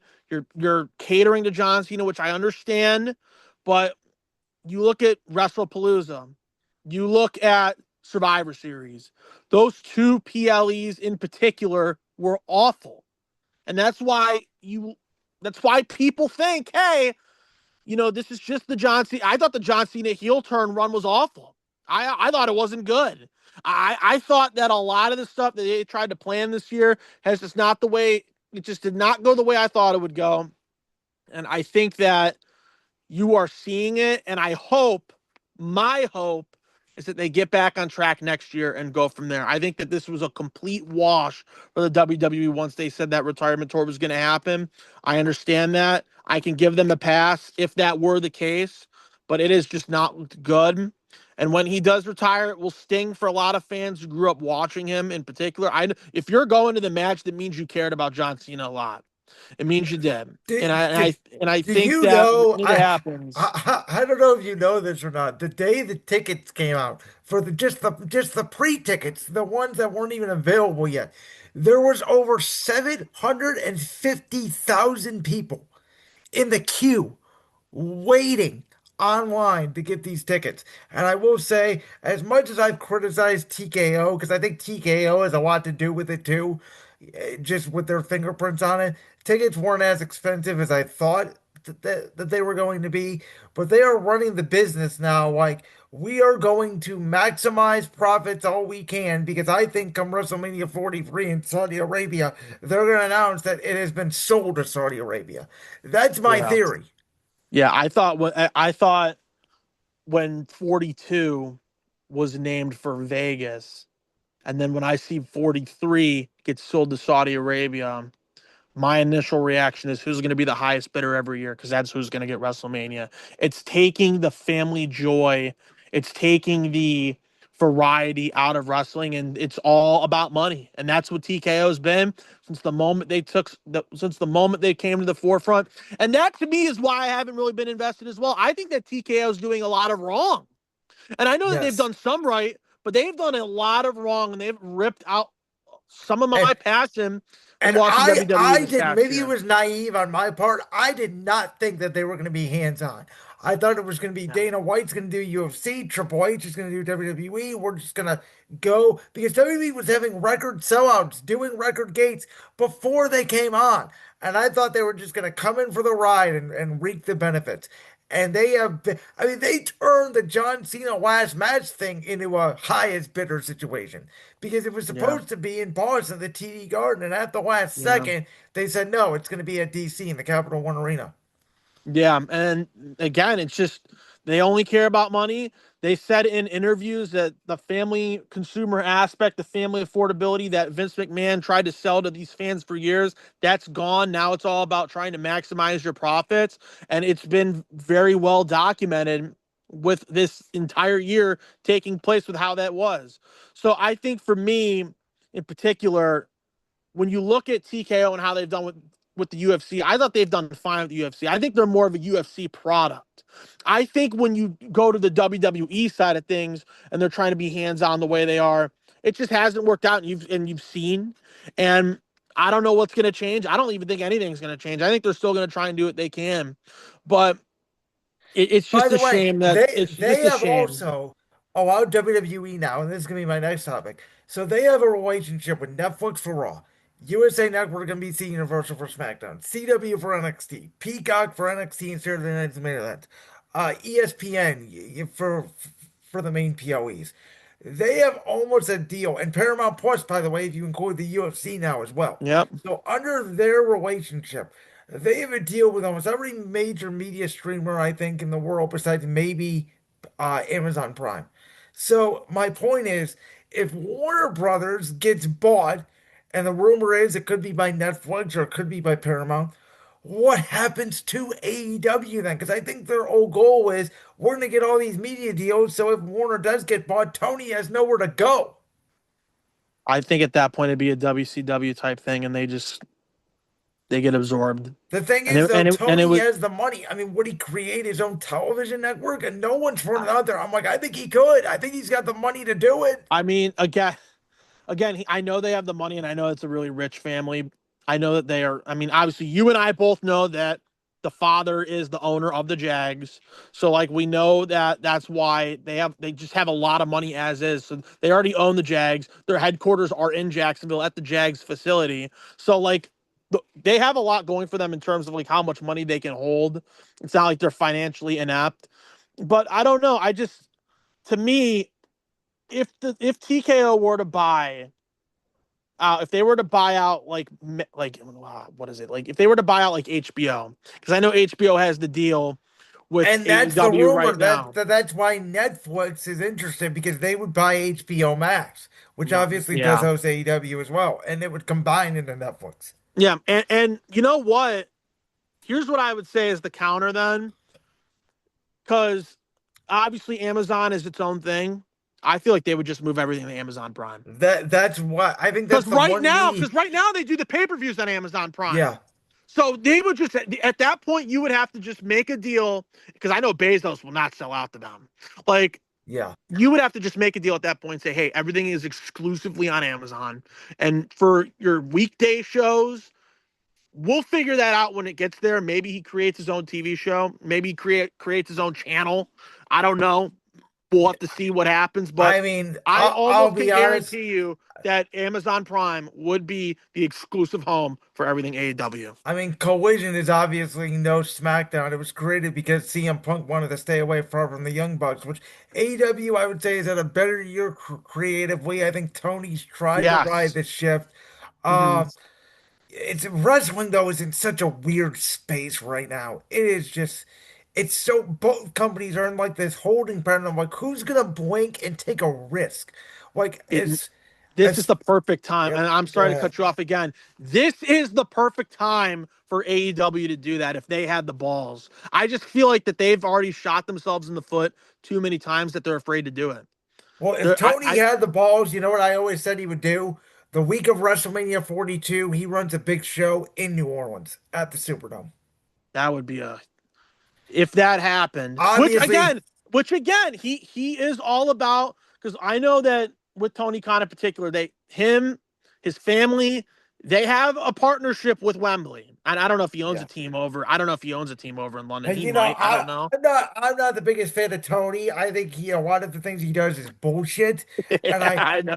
I can and see I why you say, yeah. and I do think he's a good talker. He's a good promoter of his own stuff. That's one of the why I think there's a lot wrong with AEW. It starts with him, and I felt the same way with Vince and WWE.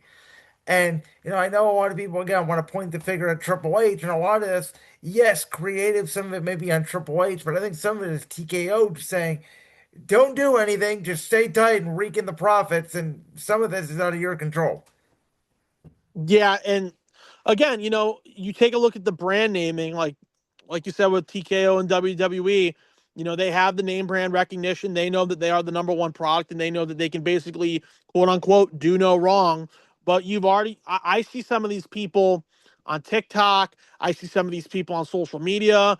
They are all swaying towards AEW as of this year because the product has been better over there. I know people don't want to hear it, but the product has been better over there than it has been with WWE because of the punting it away I would for say the Cena. Now, last I three expect months that year to. easily.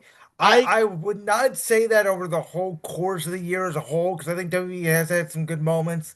You can make it. I thought the from Evolution to SummerSlam, I thought was the best creative period of the year for any company.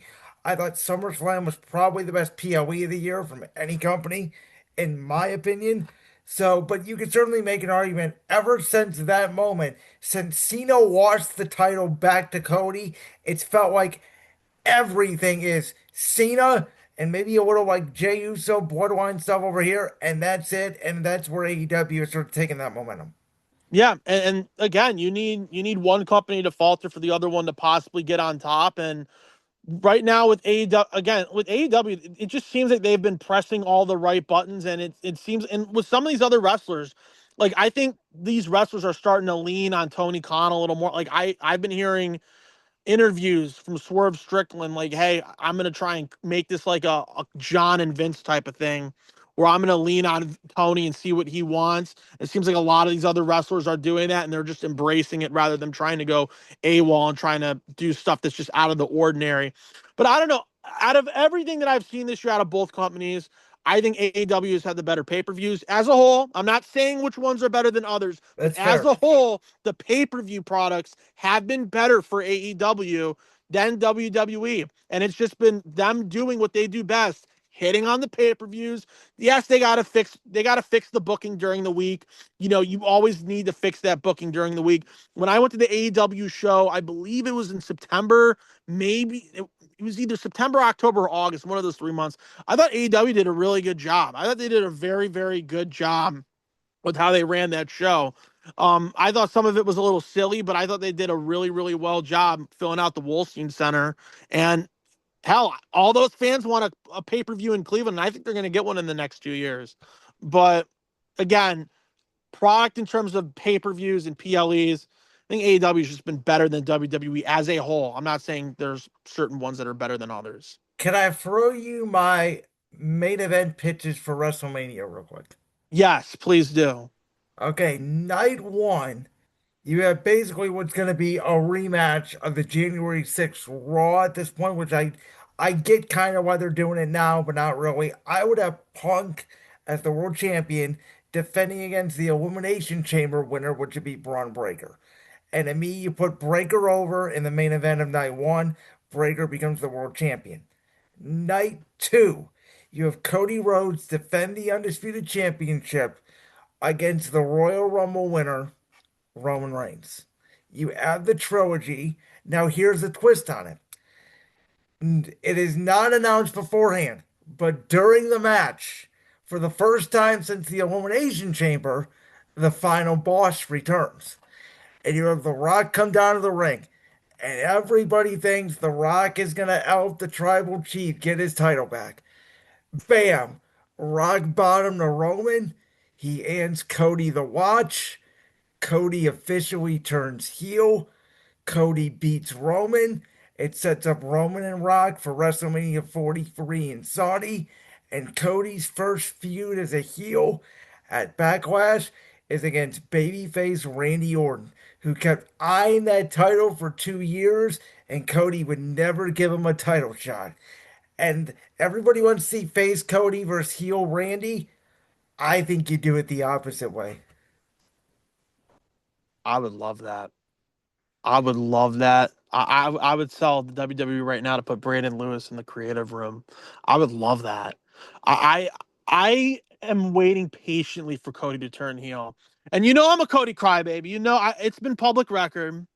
I want a heel Cody. I want a very, very aggressive Cody I thought it Rhodes. was Like going I'm to talking happen like at I'm SummerSlam. talking like an Impact Cody Rhodes. I I want thought to we see were going that to get it again. at SummerSlam this year. I thought Cody was going to turn heel on They were Cena. they were they were pos Yes, they were that there were they the keep moments. There were teasing it. moments and I wanted it. I wanted it And so this bad. is I where wanted to I turn think you heel. get back to Roman because 2 years ago, Cody told Roman, "You are eventually going to be a chief without a tribe." Roman Reigns, the last 2 years now, no longer has the bloodline, no longer has Paul Heyman. Now he's on a redemption arc to get the title back he never got. But on the way, he's going to tell Cody, Cody, you've changed. Kevin Owens is no longer your friend. Drew McIntyre is no longer your friend. Randy Orton, where has he been? He's no longer your friend. And Cody's going to start realizing it. And bam, that's where the heel turn will occur out of nowhere. When he does to Roman what Roman did to him 3 years ago, which is screw him out of the world title. I would love it. That would be peak because I think a heel Cody Rhodes, Homelander Cody Rhodes, I think could be one of the best heels I've seen in a while. I want it to happen. I've been waiting for it to happen. Even when Cody said at I think it was Fanatics Fest, he said that he's not going to be he's not going to be babyface forever. He's not. Like it's changes are going to Now, come. now here's And I my would other if it pitch. happened the way that you're saying right Go ahead. now, if it happened the way you were saying right now, I'd love it. That'd be Here's the 10 out of other 10 pitch. booking. So the night after WrestleMania is when Seth Rollins returns. At this point, Braun Breaker's the world champion. CM Punk wants to get his title back. Rollins now enters the picture, and he obviously has history with Punk. He wants revenge on Punk. He can't stand Punk. He doesn't want Punk to be the world champion, but he wants his title back. He wants to get revenge on Paul Heyman and the Vision. So at Backlash, this is how I book it. You have a tag team match for the world championship. Braun Breaker and Bronson Reed defend the title in a tag match against Rollins and Punk. Here's the catch. Whoever pins Breaker or Reed would win the world title. And you have moments where Rollins and Punk are going to try to win the match, and the other breaks up the pin because they don't want the other being the world champion. And that's where you get that tension. And eventually, Breaker and Reed win. Breaker retains. And then you could somehow whoop in some other force, maybe, I don't know, maybe a Sami Zayn somewhere down the line or something to get even odds. But I think having Punk and Rollins team with the world title on the line and then fighting over who deserves to be champion is something different that we haven't seen a lot of. Yeah, that to me is on the more unique path, and I would like to see that because I don't think I've really ever seen that in general. That'd be very, very interesting for me to watch. I think that's a unique idea, and that would be perfect in terms of trying to maximize the newer things you can do in this So day and age of wrestling. my two backlash main events is that tag match and Cody versus Orton for the title. Yeah, that would rock. That would rock. I'd I've love already it. got 6 months planned out. That's why I said And, and, get and me if in the if writer's that's room. how it went down, Brandon, I think you'd get a lot of fans back on the wagon after a putrid 2025. I think they're gonna I think 2026, I think Cody versus Roman has to happen because Yes. if you're gonna make WrestleMania 42 feel different than Mania 41, and while they can acknowledge that Mania 41 broke all these records, I think they know creatively the Cena heel turn and everything, it didn't hit well. And Yep. I think that they know, again, we just talked about it. They know WrestleMania 42, we need to make it big. Now, on the woman's side, I don't know quite yet what you do. I haven't figured that out yet. Do you run Rhea Ripley and Io Sky back? Where the hell is Bianca Belair? Does she come back and win the Rumble and you get Bianca and Jade for the world title? But then it's like, I still got Charlotte. I don't know what to do with her. I got Becky Lynch. I don't know what to do with her then. So I still got to figure out the women's division a little bit, but hmm Yeah, I think with the women, it's kind of a weird case study because I think you got a lot of different ways you can go. I ultimately do want to see some callbacking though with Jade, and I want to see it with Bianca. I want to see them go at it one on one, and I think somewhere down the line that should have to happen. Bianca I, hasn't been seen since Evolution, and we still don't know what's up with I her. think she's also, is she pregnant? I don't think so. Naomi's the one pregnant. I know Naomi's pregnant. Which, but I thought you could, Bianca by the was way, you could pregnant as clearly well. see it completely ruin their entire plan for the women's division on Raw the rest Yeah. of the year. They have Stephanie Valkyra's been an interim champion. She barely, I think, even knows she has the title. They have Hmm. their whole plan for the rest of the year was Naomi. That's the other thing with WWE this year. Their plans were either interrupted by injuries, the Seth Rollins injury, I think screwed up War Games. I didn't think it Yeah. was supposed to go down the way it was. The Naomi injury screwed over the women's world title. You had Hmm. Cody Rhodes out for a couple months filming a movie. You had Roman Reigns out for 2, 3 months filming a movie. You had McIntyre out for basically the whole build to SummerSlam because he was stuck in Ireland or Scotland or wherever. Yeah. I mean, again, a weird year. Well, it's been a weird year. No, and again, I've said it like a million times, and I'll just say it again. I think when John Cena said he was going to retire, they wanted to just cater to him. And now that we're almost at the end of the finish line with that, you kind of punt away 2025. It hasn't been the year that you wanted, but I am going to give WWE some. I'm going to give them some props. Hopefully in 2026, I'm going to give them my full attention. I'm going to see what they can do down the stretch here, and I think, and I'm going to ask you this as well. Gunther's going to beat Cena in his last match, or do you That's think what Cena I goes out on believe. top? Here's the thing, right? I wanted Gunther versus Cena on the retirement tour, either the WrestleMania match. Yeah, But as we get closer to it, I don't think Gunther's a bad choice at all. I'm not saying that. I think it'd be a great choice. But my heart, and I know it's not possible, and you know where I'm going with this. My heart says Cena and Edge need to have one last match somehow. yeah. I know that Edge and Jericho are in. I don't know if it's contract disputes or Well, if they're what's just going kind on of with at a. Edge? Is he in a? I have no idea. I thought he was still employed with AEW. I I don't believe know. he is still employed with AEW. I have heard murmurs that Tony would maybe consider have him going back one, on and off, like just a one off, saying, "Hey, you and Cena have done a fantastic job So again, at the in your time of this careers." recording, it's going to be irrelevant almost because it had already Yeah. happened. But my pitch was: you have Gunther beat Solo Sikoa obviously in the semifinals. At Saturday Mhm. night's main event, you have Solo Sikoa take out Gunther before the show. At LA Night, and Cena needs a mystery opponent, and Edge's music hits. That would rock. Because I'm a huge Edge fan myself. I have Edge merch from I just have Edge merch in general. I love Edge. I By the think way, he I know what rocks, his name is in dude. AEW. Again, as a fan, I refuse to call him. I just do. He's Edge to me. I'm sorry, he is. John Yeah, Moxley can be John Moxley. Everybody else can be everybody else. Edge is Adam Cole. Him and AEW still just does not feel right to me. I don't know what it is. Well, it'd be like if Randy Orton left WWE, or it'd be like at this point, I don't know, like even Moxley leaving AEW to go back to WWE doesn't seem right. Like the Young Bucks going to WWE or Hangman Adam Page going to yeah, WWE. There are just certain guys that are that company or this company. yeah. And I think that when Copeland went over to AEW, my initial reaction was, oh, they're gonna do stuff with Christian, and I think that they have kind of started to play that out a little bit. I know it hasn't It's been. also been 2, 3 years and he's been hurt a lot. And again, I Yeah, love Edge. He's my favorite of all time. I hate to say this about him. He has really slowed down since he's gotten to AEW. yeah, and I think again, I know he's trying to maximize who he faces because it's hard to face everybody. Obviously you're trying to put over some young guys in AEW and help their careers out, and I get that. He knows what point of his career's at, but yeah, I think Cope is going to retire here soon. I would probably give Cope maybe a year or two, just Yeah, in that's why I got general. to get my passport so I can get up to Canada to see his last match. It's going to be in Toronto, and I Yeah. think his last match could easily be a one-on-one with Christian if they were to do something like that. I But don't it's know. like, again, like they already did it. Do you run it I know back? I know. I mean, maybe it's a tag team match where they could win the belts. I know that they've already done tag team work, but it could be Yeah. something like that. Like again, you got to plan these types of things, and I don't know.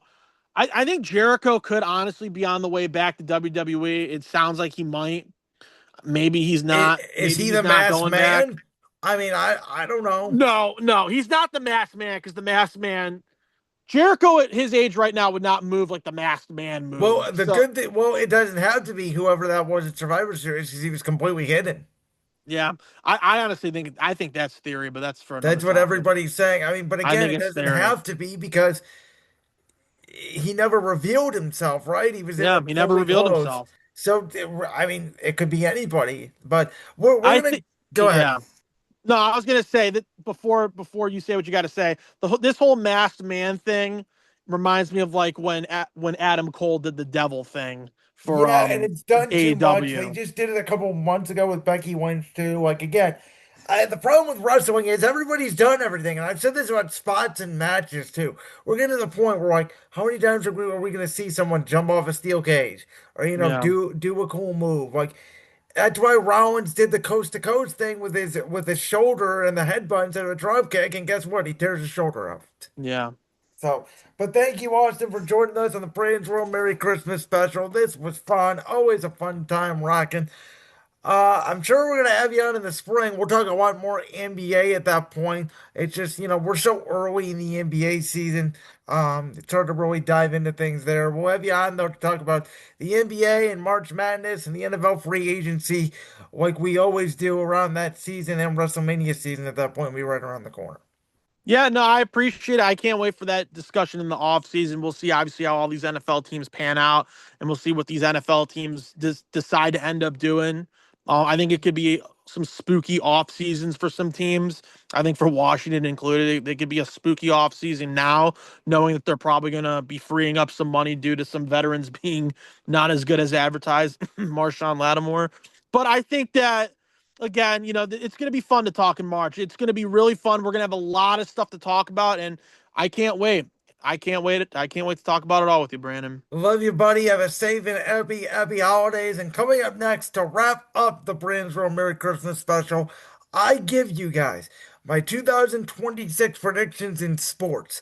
What is one prediction that I think is going to happen in the NFL, in the NBA, in Major League Baseball, in professional wrestling, in sports in general? That's coming up as we wrap up the Brandon's World Merry Christmas special of 2025. Thank you for hanging in there with me all throughout the Brandon's World Merry Christmas special. We have earned my top 10 sports stories of the year. We have played Fair or Foul, aka True or False, with my man Jalen Sandvick. You've heard me give the WWE Slammy Awards for the year 2025. You heard me talk all things NFL, college football, professional wrestling with my man Austin Arnold, which means it is time to now officially put 2025 in the rear view mirror and finish off the Brandon's World 2025 Merry Christmas special by giving my 2026 predictions in sports. Before I do so, I want to recap what my predictions were in 2024 heading into 2025 in sports. So, spoiler, all of these are complete misses. So take this with a grain of salt. Besides, one could come true, though hasn't necessarily came true yet. There's a question mark behind it. That one being that Bill Belichick will only be coaching 1 year in North Carolina. Again, we'll see on that. My other predictions were Travis Kelsey and Aaron Rodgers will both retire. I thought Kelsey was going to be done regardless if he won the Super Bowl or not. He obviously came back for one more run. I didn't think Aaron Rodgers would make his way to Pittsburgh. I thought Aaron would just say to the Jets debacle, you know what? I'm finished. And obviously both those guys I think could retire this year. I think I was a year too early on that. I got one of these two right. I said not only will John Cena, but I also said The Rock was going to take the world championship from Cody Rhodes at WrestleMania 41. And my prediction was that The Rock and John Cena will both win the world titles. Obviously, Cena did. The Rock did not.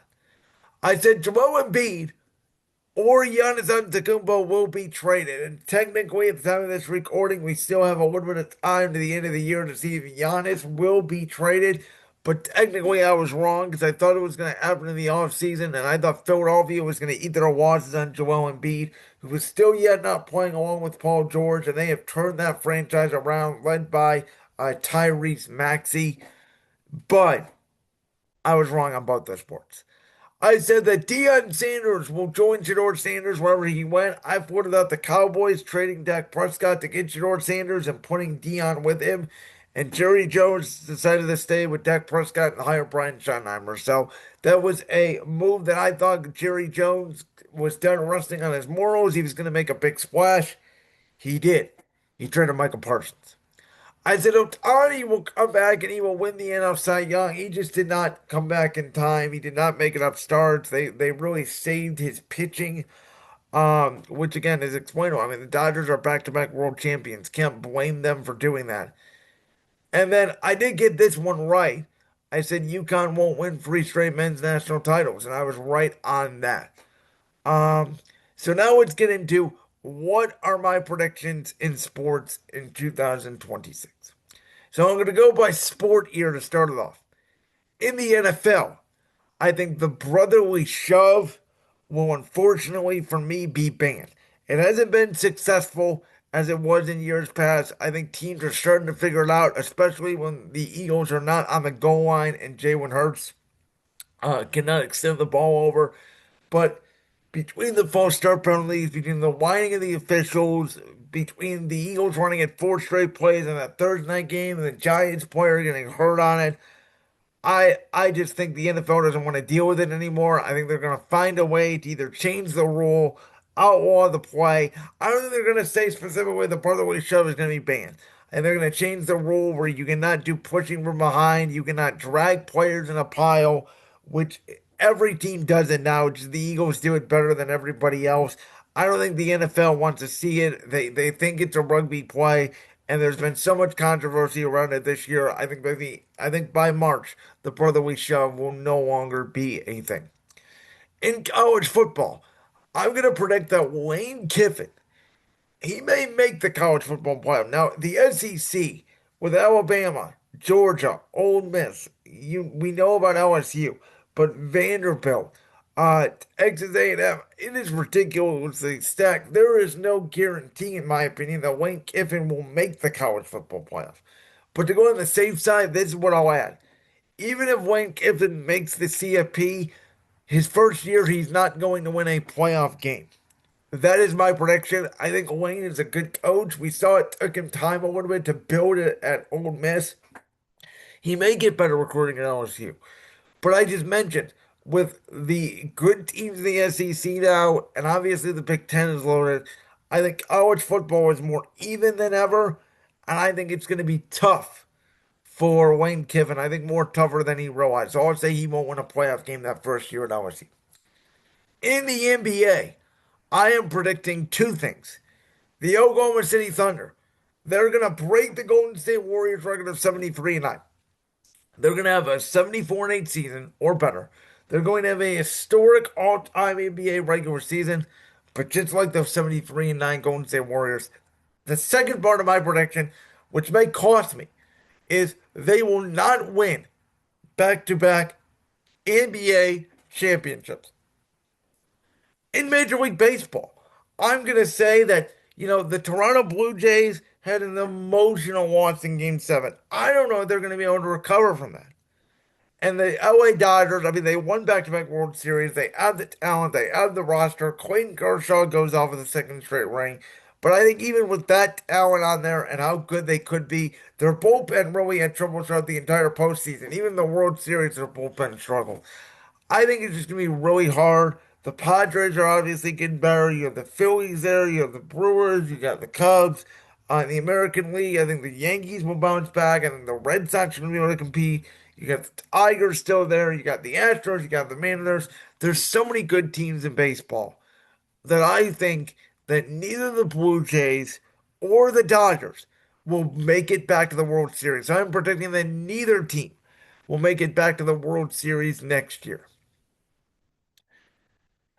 Then, in WWE, I am predicting that Cody Rhodes will turn heel this year.